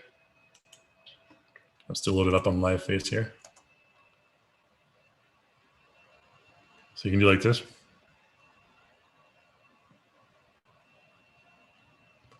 I like how his mustache moves from one side to the next. Like, anyways, just wanted to show you guys that this guy's fun to animate with because of his mustache. Does Smart Hair convert to a UE4 usable format for real time? Yeah, just like I mentioned, it's just it's part of your character essentially, like an attached mesh to your character. So it is exportable to UE4, no problem. So Gary asks, how do we get your contact info? More detailed questions? You can always email me, kai@reallusion.com. That's KAI at reallusion.com for any questions that you have about the technical aspect of things. Question from anonymous attendee. How do you do different ethnicity skin colors on SkinGen? For example, African-American female, East Asian skin tones. I don't have Character Creator loaded up right now. I'll load that up in the background. But essentially, it's quite easy to do. You have to use the best way to do it is to adjust the skin base. Not sure why I closed that down. Yeah, the best way to do it is to adjust the character skin base because that's and then you can layer on over top of that. You can layer on certain discolorations, for example. But yeah, always start with the skin base and make it a very normal looking color, not something like purple or green, unless you want to create some sort of old school Star Trek alien character. Yeah, and I'll show you that a little bit later on, since that's a fairly common question. And we do have a lot of questions as well about the certain hairstyles for different ethnicities as well. And we are working on that. That's one big thing that we're working on is hairstyles for different ethnicities. We do have a bunch. Excuse me. We do have a bunch available on the content store, which you can purchase, but there's only a few available from Reallusion ourselves here.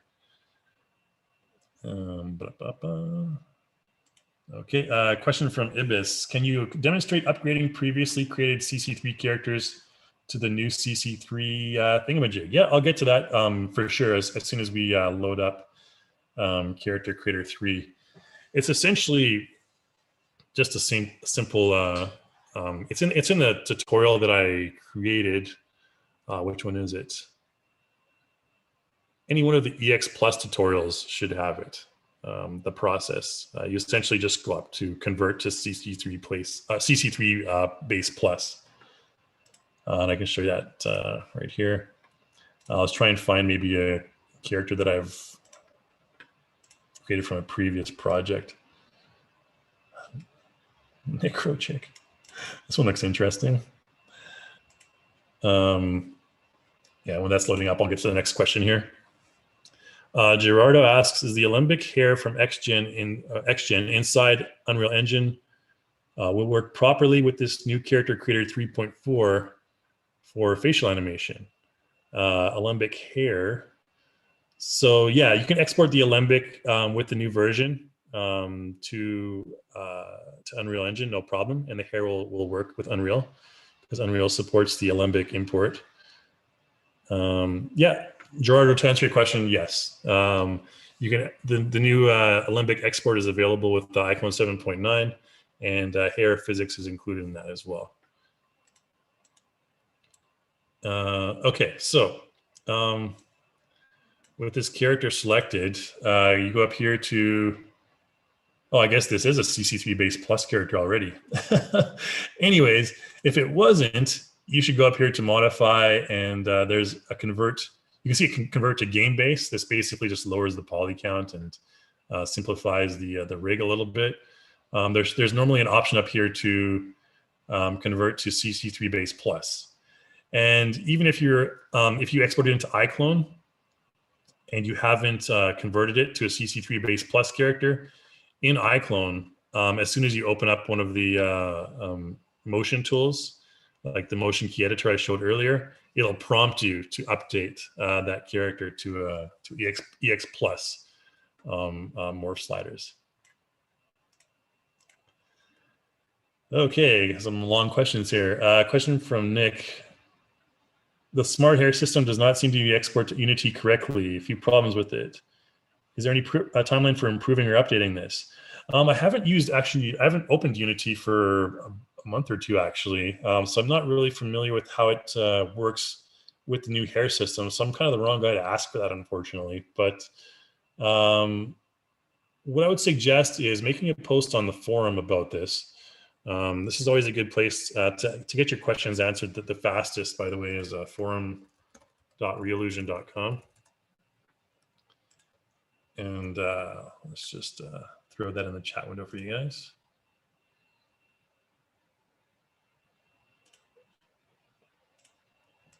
There we go.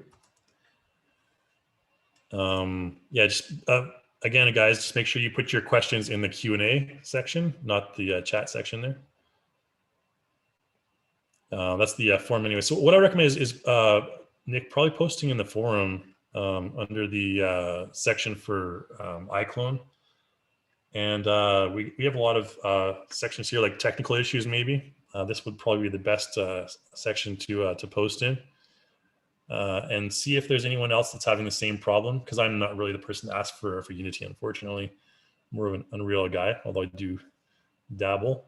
But yeah, that's probably a good place to ask.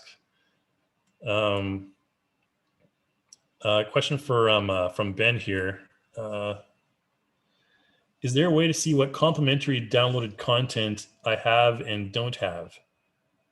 I spent this webinar figuring out how much or how to get what you're showing. Okay, so Ben, probably the easiest way to find out what you've purchased is through the Smart Gallery. I think we launched the Smart Gallery middle of last year, around that time. So Smart Gallery, you should find all the stuff you've purchased and downloaded here in the Smart Gallery under new purchases, updates. Basically everything will be here. If you go to all, you'll find everything that you have purchased.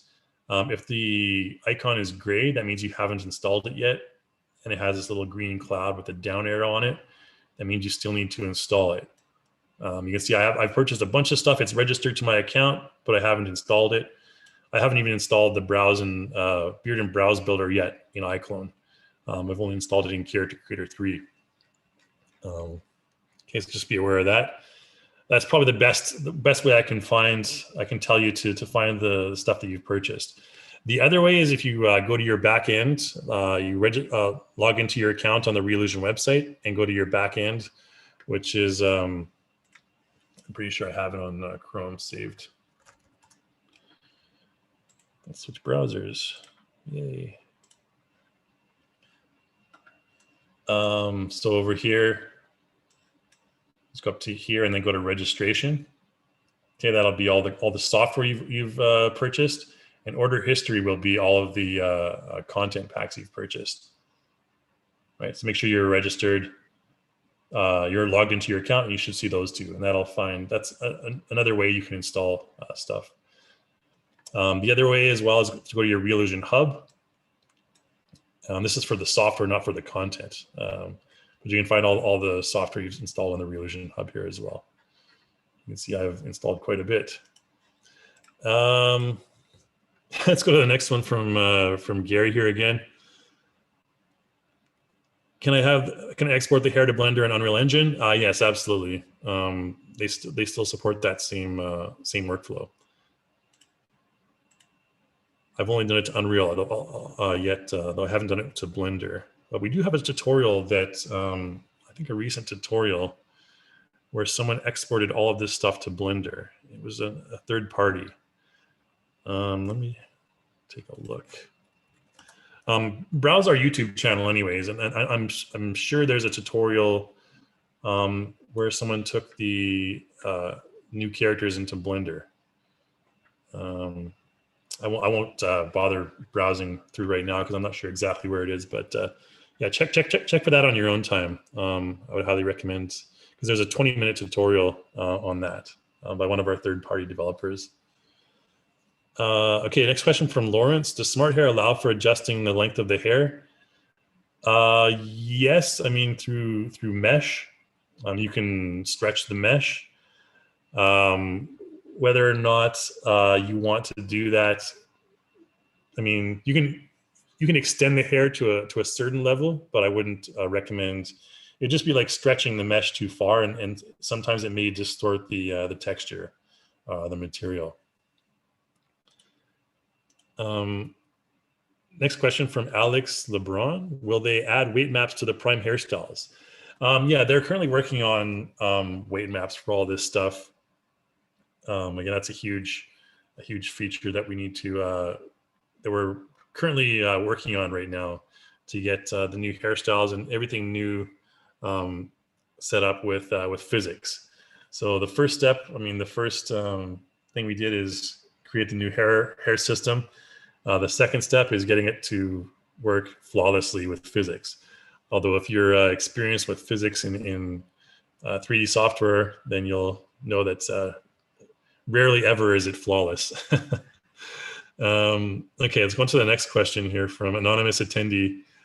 How do you import Genesis 8 characters using Transformer? It's really easy, actually. Create Transformer right here, and this will basically create a character from whatever DAZ model you have. Okay, but you have to have the Character Creator 3 pipeline version to do this. Okay, so again, create from Transformer, and some people also have a Transformer on the toolbar. I guess I don't right now. Nope. There's also a part on the toolbar where you can have it. Anyways, yes, the quick answer is yes for that anonymous attendee. Yeah, you don't need Character Creator, or sorry, you don't need 3D Exchange for that. Just because I get this question a little bit quite often about the need for 3D Exchange. 3D Exchange is only really useful for importing custom characters and also exporting animation, importing and exporting animation in custom rigs. And if you want to import, like any other rigs to iClone, then you need 3D Exchange for that. Because it basically just consolidates or like harmonizes the rigs so that you're able to use it with all of iClone's tools. But you can export FBX characters directly from Character Creator 3 pipeline without the need for 3D Exchange. Just be aware of that. Okay, so Jonathan asks, I noticed when exporting Alembic that the hair looks blocky and not smooth strands when importing into Embergen for fire simulations. I haven't done that workflow yet, but again, Jonathan, I'd probably direct you to the forum for that since that's a workflow I'm currently not familiar too much with. Again, our development team regularly frequents the forums, and if there's situations that they come across, that you guys come across like that, highly recommend putting it in the forums so we can get a good look at what's happening there.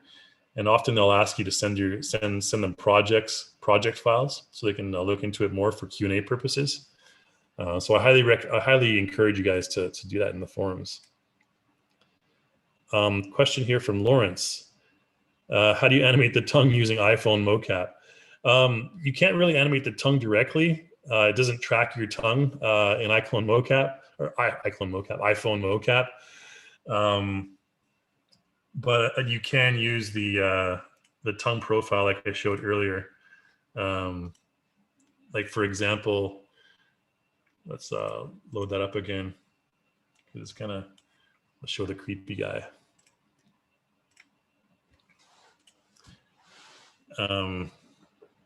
Oh, sorry, that's for facial puppet tool, not for.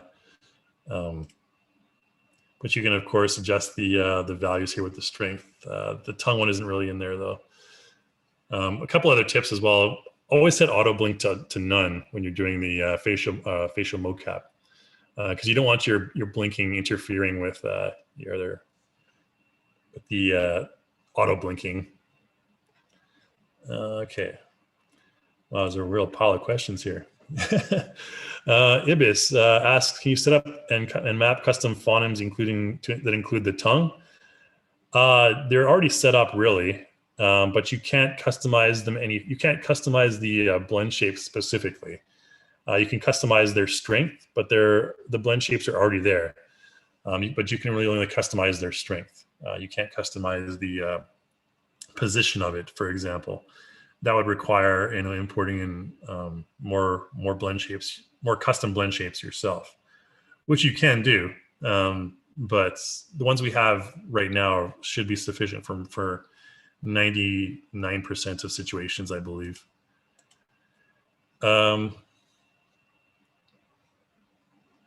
Okay. Thanks for being with us here, Jonathan. Question here from Leon. I'm not sure what your current project, what problem you're having with your current project, Leon, but I mean, the best ways to get a response, the forums is definitely the fastest because there's, hundreds of people on the forums. You can also email me as well. I often refer to the development team since they're a lot more in touch with the nuances of the technology than I am.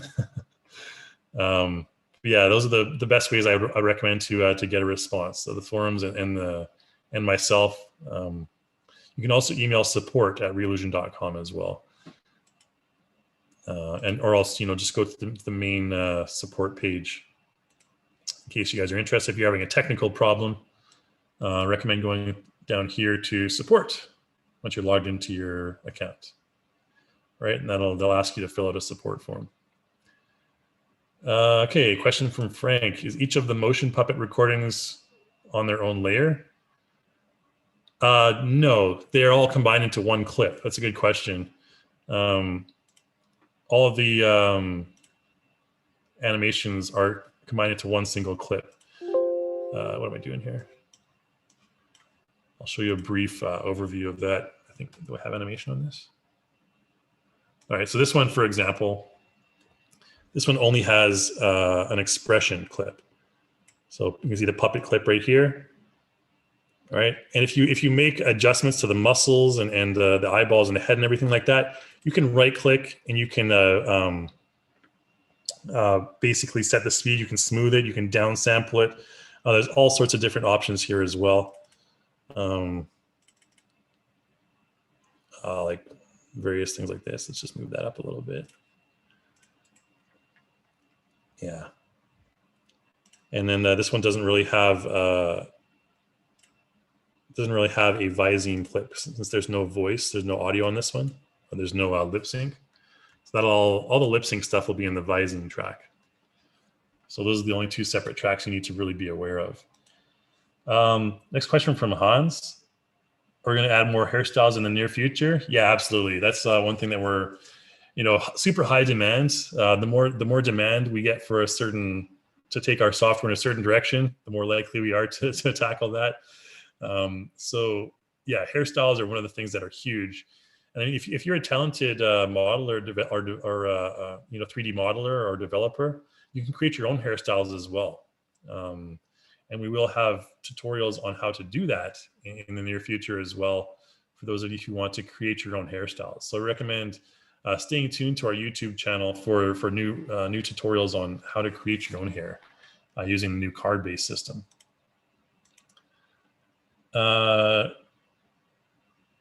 Yeah, a question from Gary. You can see all the different animation paths, each independent. Yeah, for sure. Question here from Michael. It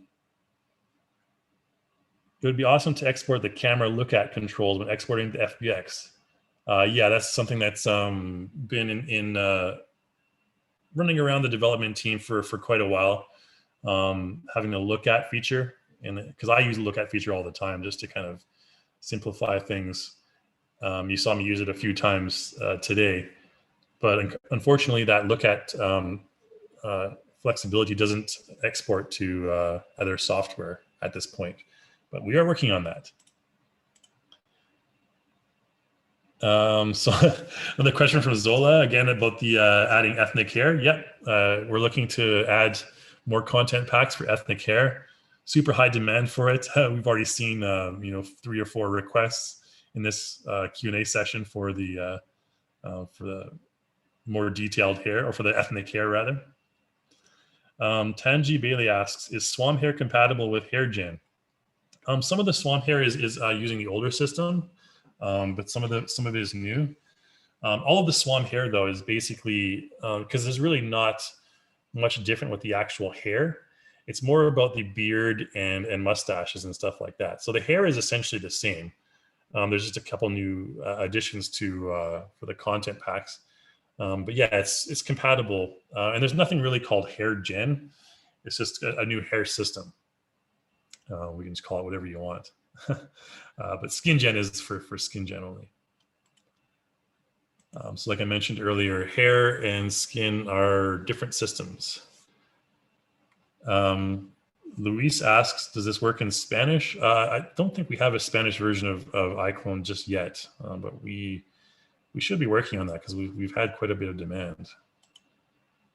But we do have tutorials in Spanish in various sections of YouTube. I don't have them handy right now, but if you email me, I can always send you Spanish language tutorials later on. They're done from third-party developers down in South America. Question from Vivek: can you show how you did the light for the facial mocap?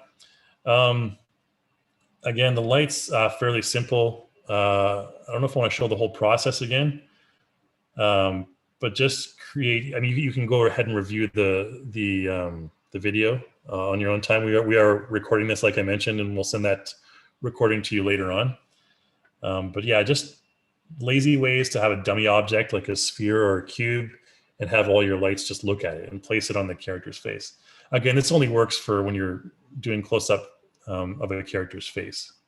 And that's the only thing you're focused on, because it'll ignore everything else in your scene. So Vivek is asking about expression mapping. So expression mapping, like if you're in, let's make sure our character is selected here. Oh man. So again, in the facial key editor here, I didn't really show too much about the expression tab here. So, there's these happy ones, but there's also these EX plus expression styles. So we talked about the basic ones. There's also these ones here, these EX plus ones that are a lot stronger, a lot more interesting. Okay. So these ones right here, and the expression strength. You can go here to your modify and adjust different values individually. Okay, I'm not sure if that's what you're talking about, but there's also the option to adjust those strength values in using facial motion capture. but I mean, Mike's tutorial covers that in detail, so I'm not sure what else I can tell you aside from that. If you have a specific question, just email me that a little bit later, and I'll try and get to that for you there, Vivek. Question from Jonathan. Will there be an Android version of the Motion app for users that do not use iPhone? Unfortunately, the ARKit technology is proprietary to Apple, so it's not available with Android. I get to ask that all the time as well. So not Android right now, but hopefully there's something that we'll be able to utilize in the future. I think they're working on something like that, although I can't really go into detail. Question from Jason. Thanks, Jason. I have a question about AccuLips and the associated visemes. Is there a way to use blend shapes only for the viseme instead of combo or blend shapes? So is there a way to use blend shapes only for the visemes instead of combo or blend shapes in the jawbone? So there is a facial puppet. I think maybe you're talking about, yeah, only using the viseme presets for your facial animation. In the face key editor, if you go to the mouth section right here, they don't really have the viseme shapes, the viseme blend shapes right here, and the muscles and stuff like that. But in the facial puppet tool, there is a facial puppet profile, which is for the mouth here. If you go to mouth, you can see these ones here. There is, which one is it here? Is it Mumble?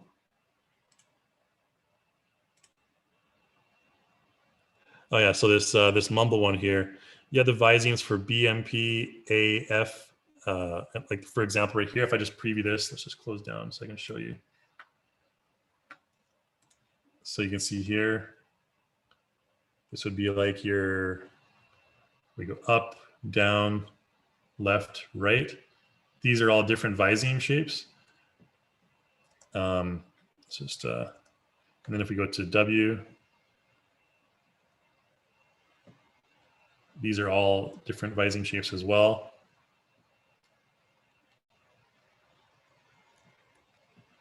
Okay, so yeah, essentially these are the only ones here available.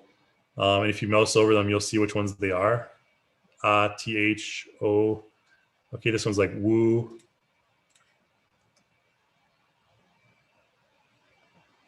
Okay, and you can, of course, adjust the strength of these as well.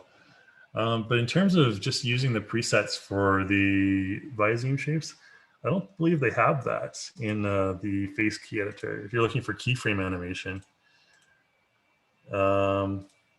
yeah, I don't. No, there's just the expressions, and these ones that include the lips or that include the tongue here. Yeah, it'd be kind of interesting to, maybe a good idea to have an additional expression style here only for viseme shapes. But yeah, I don't really think there's a way to do that right now. Thanks for the question though, Jason. That's a good question. It's there's always a useful feature section in our forums as well, or a wishful feature if you're looking to add certain features. I highly recommend checking out the wishful feature section of the forums, and you can put any wishes you have in there. Okay, so Vivek asks, could you also talk about connecting it with Ethernet? So connecting live face with Ethernet, it's fairly simple. Where is it in the manual? I can just Google it probably. So with the iPhone capture, the fastest way to do it is connect with Ethernet. And you can find that by going to the help files. Facial expression capture, iPhone workflow. Yeah, so connecting live face right here. If you guys are looking to, because if you're using Wi-Fi, there may be some lag depending on how fast your Wi-Fi is. And it always is recommended anyways to use the Ethernet connection right here. So I'll throw this in the chat window for those of you who are interested. What did I do here?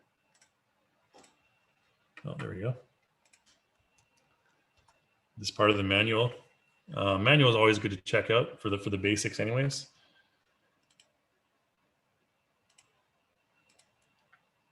Question from anonymous attendee. Can Oculips work with singing and music in the background? Yeah, absolutely. It doesn't really matter. Those are separate tracks. But of course, if you're talking about when you're recording the raw audio, obviously you want to have the less amount of background noise just for clarity anyways. But honestly, even if you do have background noise, you can just type out what you're saying and you can adjust all the parameters in Oculips to fix that anyways. Okay, let's go to next question from Michael. Can you animate the strengths of the visemes individually, like where you adjusted the F and V in Freya? Yeah, absolutely. I think I kind of did that a little bit earlier. Let's just let's give an example here of create a script. And I'm just going to do an ARKit one really manually here.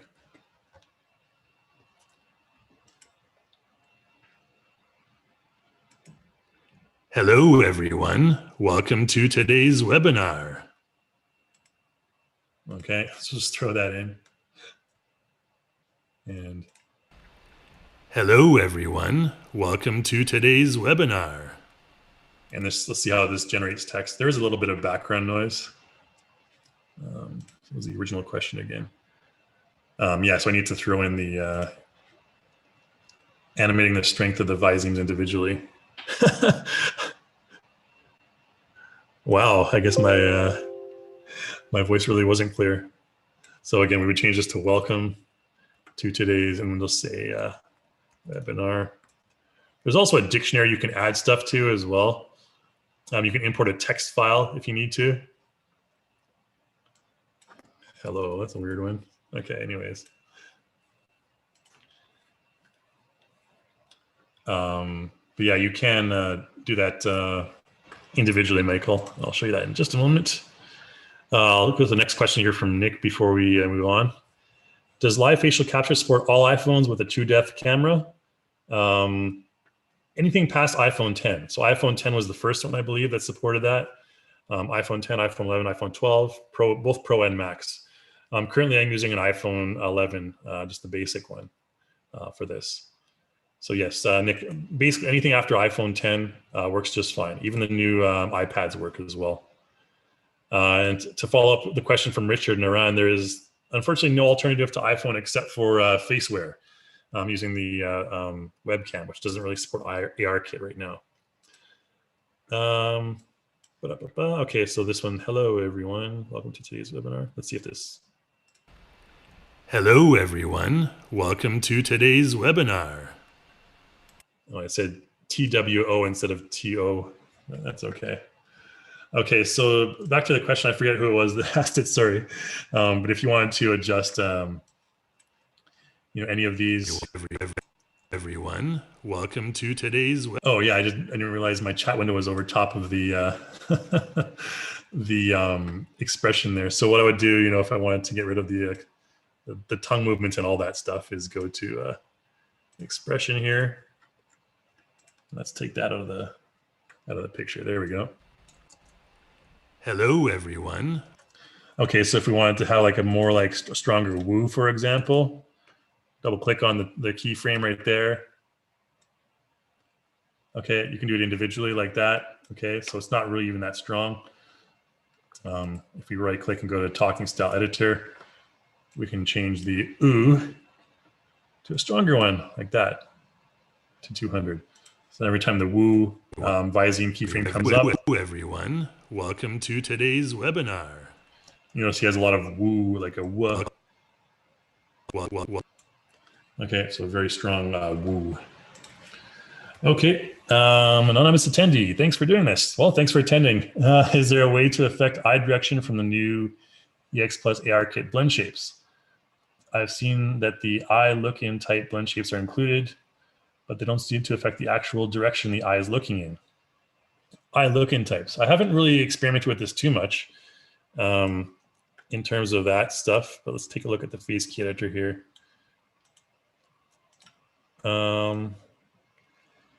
Yeah, in terms of the eye look in blend shape, I mean, all we have is the this eye one here.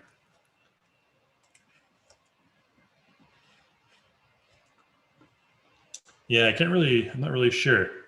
The eye look in type blend shapes are included. Yeah, I guess not. All I can say is I guess not in this case, since I don't see the specific sliders for those. So unfortunately, maybe not at this point. But hopefully we'll take a look at that in the future there. Sorry for kind of like the non-answer there, but we'll go to the next question anyways from Zola. Is it true that for facial mocap, I need an iPhone 10 or later? Yep, absolutely. Kind of answered that one there. Thank you, Mr. Anonymous or Miss Anonymous. Question from John. Did you have to choose any profile in live face under mapping to more accurately map the new morphs? No, not under live face, because it's basically the same technology. It's already mapped correctly since it's the ARKit technology is integrated already into that profile. Excuse me, so you won't have to worry about that in terms of the facial mocap. I think that's what you're asking there. Let's see here, the ARKit 1-to-1 setting. So I get exactly what you're looking at there. Luckily, I have my iPhone running this whole time.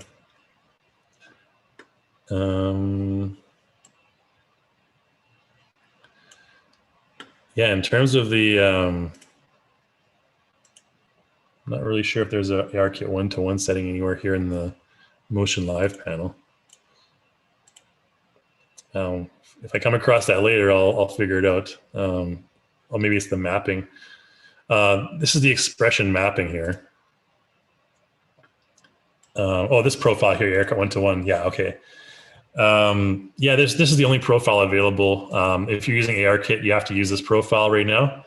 Don't use any of the other ones. Don't use the default one. Use the ARKit 1-to-1 if you're using mocap with live face. It's been a long time since I looked at this panel. Let me find out the eye one there. Yeah, see, here's all the different eye blend shapes with the ARKit. Yeah, they're all utilized into the profile there. Anyways, next question from Robert. Could you supply a list of all the add-on packs referenced in the tutorial? Thanks. Yep. So we use the beard and hair one, like I mentioned earlier. I believe I put that in the chat window. Just so I can Real Vision Prime hairstyle.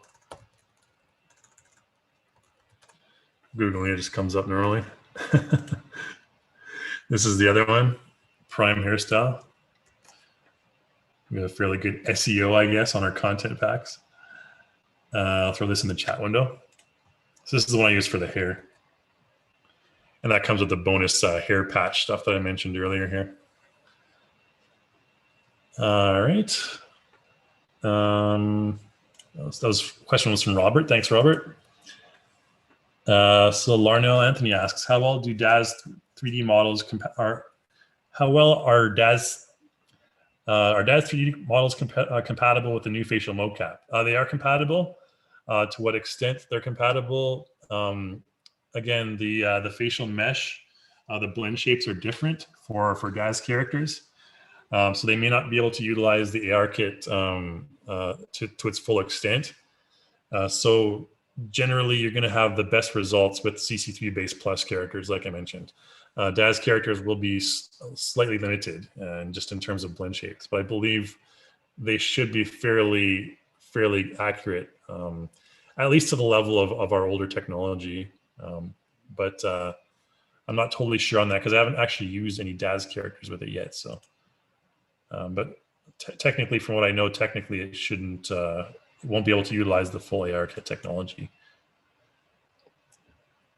Okay, a question from Ben here. Oh, figured something out. Okay. Yeah, so just to go over I'll go to the main product page here just to kind of clarify things for a lot of people, because I know sometimes our website can be a bit confusing in terms of like what's offered and what do I buy and stuff like that. So let's go to our software store real quick here. Something like Character Creator is probably very popular right now, or it is very popular right now. So the three main bundles that they have available on the site right now, you can see that they each come with different things. Now, Character Creator 3 itself is the main program, obviously. iClone itself is the main animation program. So those are the two main programs that you start off with. Things like Headshot. Headshot is a plugin for Character Creator 3. And something like SkinGen Premium, for example, is also a plugin for Character Creator 3. So these are kind of like add-ons to Character Creator 3, just for more advanced features and stuff like that. And all these colorful boxes below, these are all separate content packs. So for example, Realistic Human Skin contains a bunch of different skin types, skin presets, tattoos, camouflage, all sorts of stuff. The makeup pack right here contains a whole bunch of makeup stuff. The Ultimate Morphs. It's just stuff that you can create yourself, but we've offered these packs so that if you want to build upon our basics, which I highly recommend to save time, you can purchase these packs. It's up to the individual, a balance of time versus money. You can do all these things from scratch as well, but I mean, we have a team that's built this up over the last few months and stuff like that. So you can always get a head start by using our content packs, or you can start your own stuff as well. What I did today, for example, I started with that old guy, so that took care of all my morphs basically. I had to do some very minor morph tweaking, and then I did a preset from the Realistic Human Skin pack. So I created this character, and basically, if I did it without explaining it, it would take me like less than 10 minutes. So it's all up to you, really. Okay, question from Larnell. Not really sure, that might have been part of a previous question. Question here from Pete. Subsurface scatter, why does an avatar wearing a hat not shadow the ears with subsurface scattering and lighting? It should shadow the ears completely. In certain cases, with things like hats and props that are kind of occluding a light from hitting a character's ears, sometimes there may be an issue with double-sided meshes. So for example, it's been a long time since I looked at this section. If I selected this character's jacket, for example, under materials, there is a two-sided option down here. Okay, if you find that sometimes the light is shining through an object, like a hat, for example, onto your character's head, you may want to ensure that all of the meshes on that hat are double-sided, or so two-sided. So just select this option right here. I've had that situation occur in the past, and that normally resolves it for me. The other options would be your alpha threshold. It might need to be adjusted here as well. But those are the main settings if you find that light is kind of sinking through an object in your scene. Okay. A question from Louis is currently using RX 6800 XT. Is this supported by iClone? Does iClone support this GPU? Yeah, absolutely. That's fairly good GPU, so you shouldn't have any problems with that. Again, though, I encourage people just as a overview to we develop our software mainly using NVIDIA video cards. So NVIDIA is where you're going to have the least amount of issues and probably the best performance. We are expanding on stronger support for other cards as well, like AMD, for example, and they still work just fine. But just as a caveat, all of our stuff is mainly developed using NVIDIA cards. But of course, there is Q&A done on all the other cards as well. So a question from Dan. What's the performance like with VirtualBox or other visualization software? It's fairly good. I mean, a lot of people have used it in the past for iClone.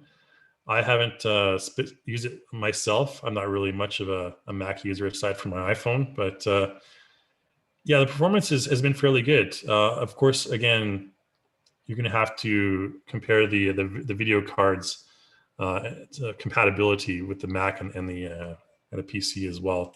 So you're not going to be doing very well with an older Mac laptop, for example. Okay, question from Walter here. How to smooth out using the face key editor? How do you smooth out and customize between the two keyframes when you're drawing a curve? So you can also use the here's another plugin. There's a curve editor plugin for iClone that allows you. What I did earlier when I was talking about the facial animation. Whoops. We don't have much expression here. I was just right clicking and selecting transition curve presets.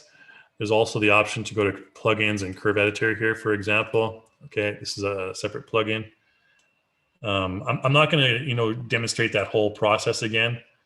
If you have more detailed questions on that, feel free to just email me or just ask in the forums. But yeah, in terms of the very simple modifications I used earlier, I just right-clicked on these tracks and selected transition curve presets. Here's where you can modify those specifically using the curve editor. Okay, and I don't want to go into the curve editor lesson right now since it's not really, it's a little bit off topic. No facial mocap right now for Android. RHAM have talking animals being considered. Yeah, so we've had tons and tons of requests for talking animals and for quadruped, more quadruped support, and that is something that unfortunately we can only do one thing at a time, but that's been on our to-do list for quite a while. I can tell you that. Are there any plans to upgrade iClone to a higher bit renders like HDR so that there's no banding? Yeah, absolutely. We're working on that currently.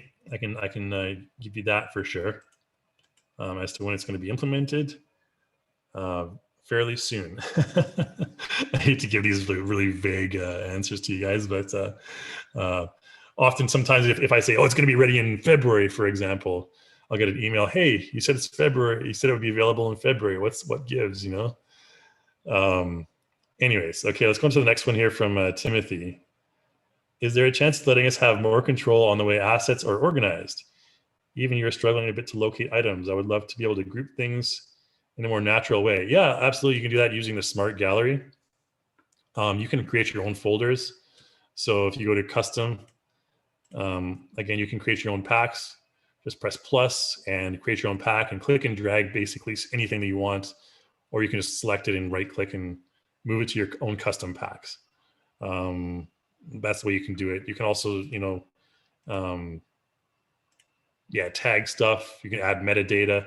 There's a whole tutorial. I think it's one or two tutorials I did on the Smart Gallery. So I'd recommend checking that out, Timothy. I tend not really to customize my own packs too much. I don't mind spending a minute or two to find what I'm looking for.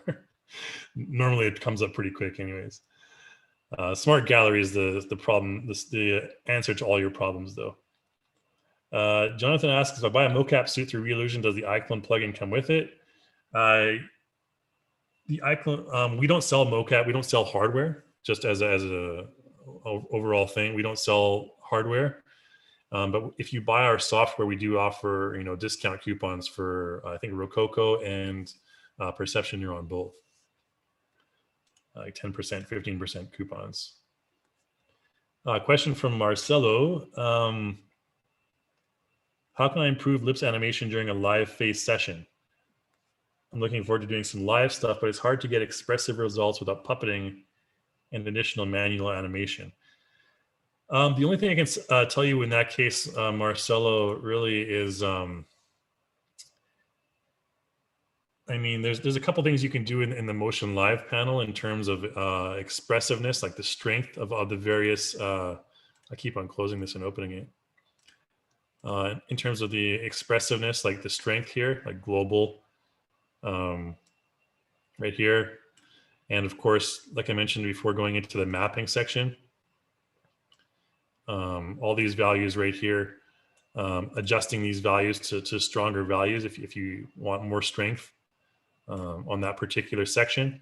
So for example, with the mouth, if I wanted, stronger results in my mouth animation, I can increase these values to higher values. You can do this simultaneously when you're capturing as well. That's really all I can tell you in terms of that. Next question from Juan. The HTC Vive lip tracker seems to have a very similar phonemes to the iPhone. Are there any plans to support it? I can't really say right now, just because we've just literally last week finished with ARKit, so I'm not really sure what's going on with HTC right now. Although our R&D office isn't too far from HTC's main R&D office over there in Taipei. Jesse asks, has anybody tested iPhone and webcam, the higher priced faceware plugin? Since we don't offer the full higher priced faceware plugin, I can't really say, but with the new ARKit, it's certainly your iPhone capture is going to be better. Okay, so please do a tutorial on how to send hair to Blender and bring it back. Yeah, that's something that we'll probably look into in the near future here. Okay, a lot of questions about Android version. I think I've answered all these.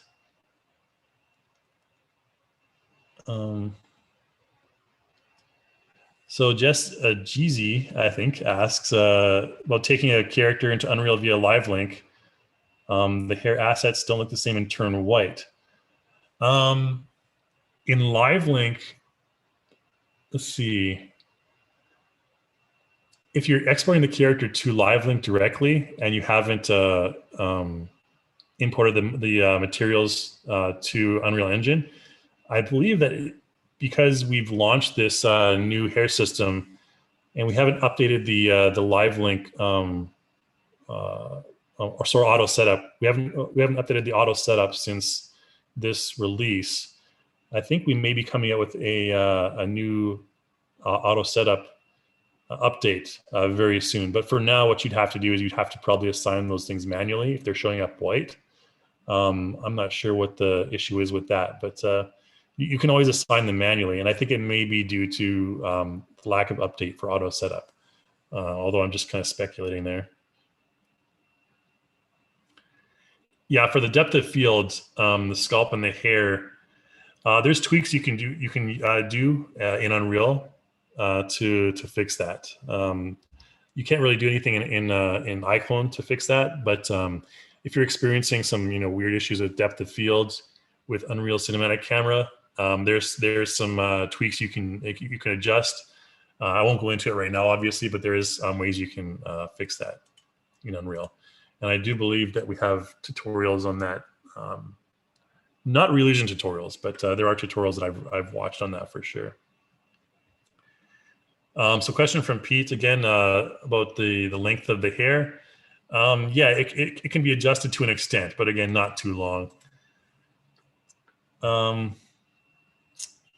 We're gonna kind of go into the next 10 minutes here or so, guys, and then we're gonna cut off. So if you have any questions that I don't answer, since we still have about 30 odd questions left, if there's any questions that I don't answer at the end here, then I'll give you my email again, and you can email me directly, or just check out the forums as well. So we'll go into the next 10 minutes or so. Question from John asking, with the cards for the hair and the beard established for the styling, is it possible to more easily create different hairstyles by creating new card textures in external programs? Or would this be as difficult as starting from scratch? In terms of, yes, you can export. I know for sure you can export the hair meshes to Blender. Like I said, I've seen that that video. It really sucks that I can't show it to you guys right now because I don't want to browse through YouTube endlessly while you guys are on the line here. But yeah, you can do that, John, and that's something that I would encourage. I mean, if you're into developing, products for the content store, there's a huge demand for that, and I imagine you could make bank by creating custom hairstyles with a new hair system. Just a little tip there. But how to do it exactly, I haven't gone through that myself yet. Question from Pavel. Can you transfer these facial expressions from iClone to Cartoon Animator 4? Unfortunately, the system that the facial animation system used in Cartoon Animator 4 and iClone is completely different. So unfortunately not. Only body can be transferred. So a question from Sebastian. Do you plan to have an Octane plugin to render from iClone or Character Creator?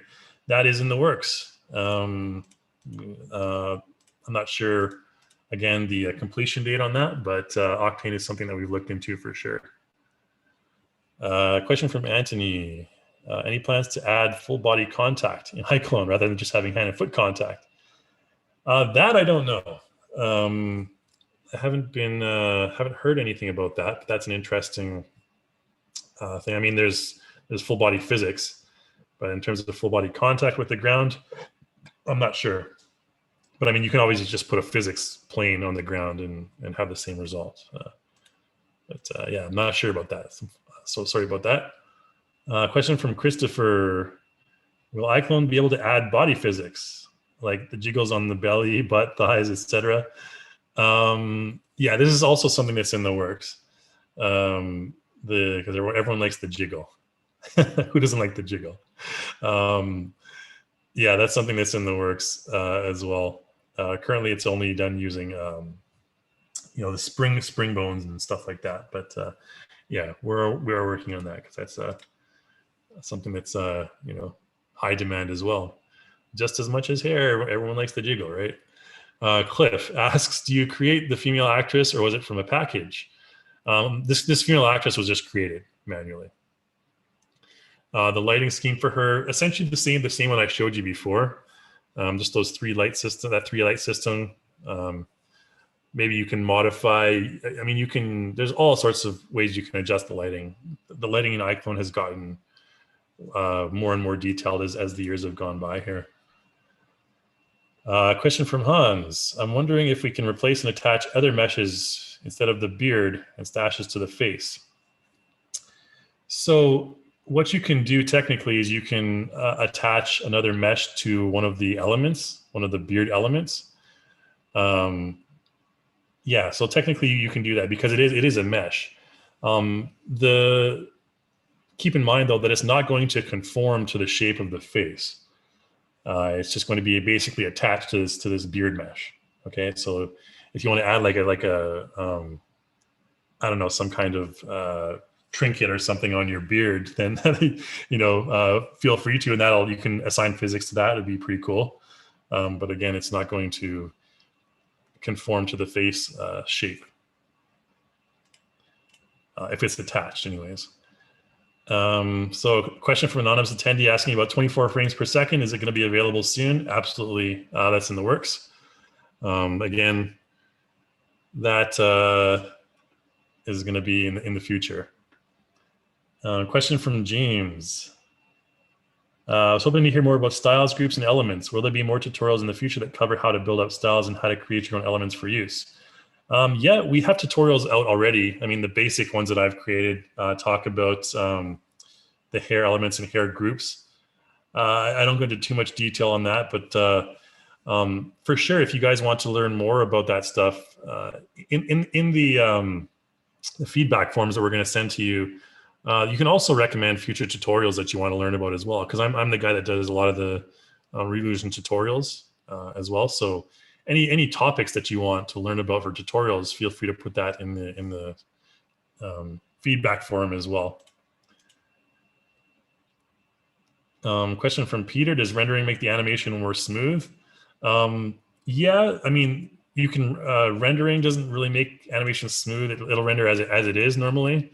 One thing you can do is you can right click on any animation and you can downsample it. Okay, so if you find that your animation, your facial animation is too jittery or too like for example, if I just go back here and let's create a quick facial animation. Hello, everyone. Welcome to today's webinar. Okay, I just did some stupid facial animation there. Just to get an expression clip here. If we right click, you can downsample it and you can smooth it out as well, post capture. So just be aware of that. I showed you how you can smooth before. You can also smooth afterwards, and you can downsample as well, just to get rid of any jittery stuff. Didn't really have time to get to that though.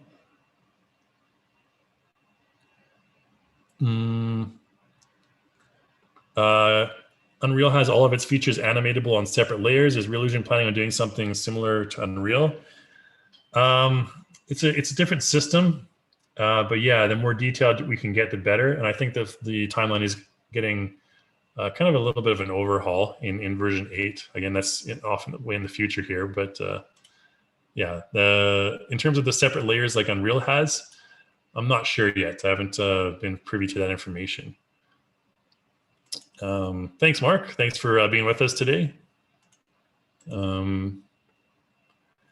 What is the URL? Mario asked, what is the URL for downloading those voices? That's Replica Studios. Again, highly recommended. I'll throw that in the chat window for you guys. You may see them in the future with us.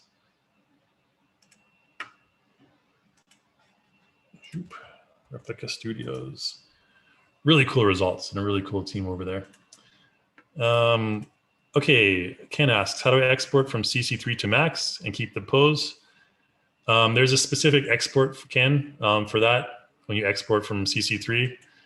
A lot of tutorials should be available for that. Go to File Export. Oh, whoops, not iAvatar.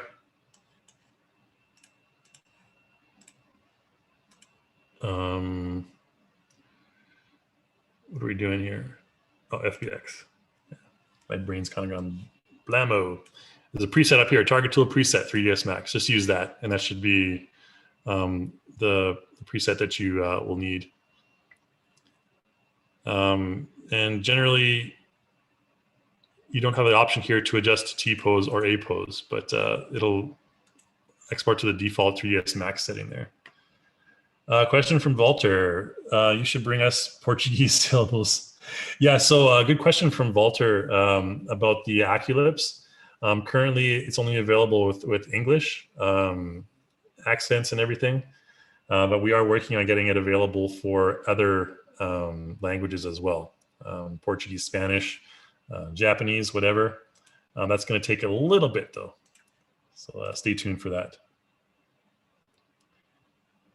And advising mapping to the feature request, yeah, from Jason Taylor. Thanks for that, Jason. I think that's one feature that a lot of people want to look at in the future is edit advising. I mean, we mentioned that a little bit earlier, and you can't really specifically edit them in iClone, but that would be a nice feature to have.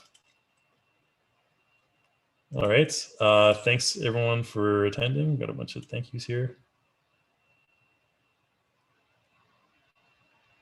Okay, so Peter mentions here, if you want to separate singing from music, you can use splitter.ai or the software RX8. That's a good example. I read a Reddit thread about that recently, about how you can separate singing from music. I'm sure if you just Google it, there's ways to do that for sure. Okay, guys, I'm just going to go ahead and end off here since we have about still 20 more questions here. But yeah, anyone, if you have more questions you want to ask me, you can always email me, kai@reallusion.com. I recommend checking out our forums, forum.reallusion.com, and asking your questions there. Tons of people have a lot of time on their hands to just, and maybe have similar experiences to you. So I'd recommend, checking out the forums and putting your questions there as well. But yeah, I think we're going to end off the webinar today since we've kind of gone quite a bit over. I want to sincerely thank everyone for being with us today. And we're going to have another recording, another live webinar tomorrow morning for those of you who are in Europe who may not want to stay up that late. So that'll be at 11 a.m. Pacific. If you want to hear me babble on for another 2 hours, that's your prerogative. The world's your oyster. Anyways, but yeah, thanks so much for being with us today, everyone. And make sure to fill out that survey, and you get a 10% discount for the content store. And yeah, I think that's about all I have to say. Adios, everyone. Good morning, good evening, good afternoon, wherever you are in the world. And hopefully you're enjoying the new developments in iClone and Character Creator 3. And we'll be having nothing but better things in the future. All right. Thanks, guys, so much. And I'll talk to you later.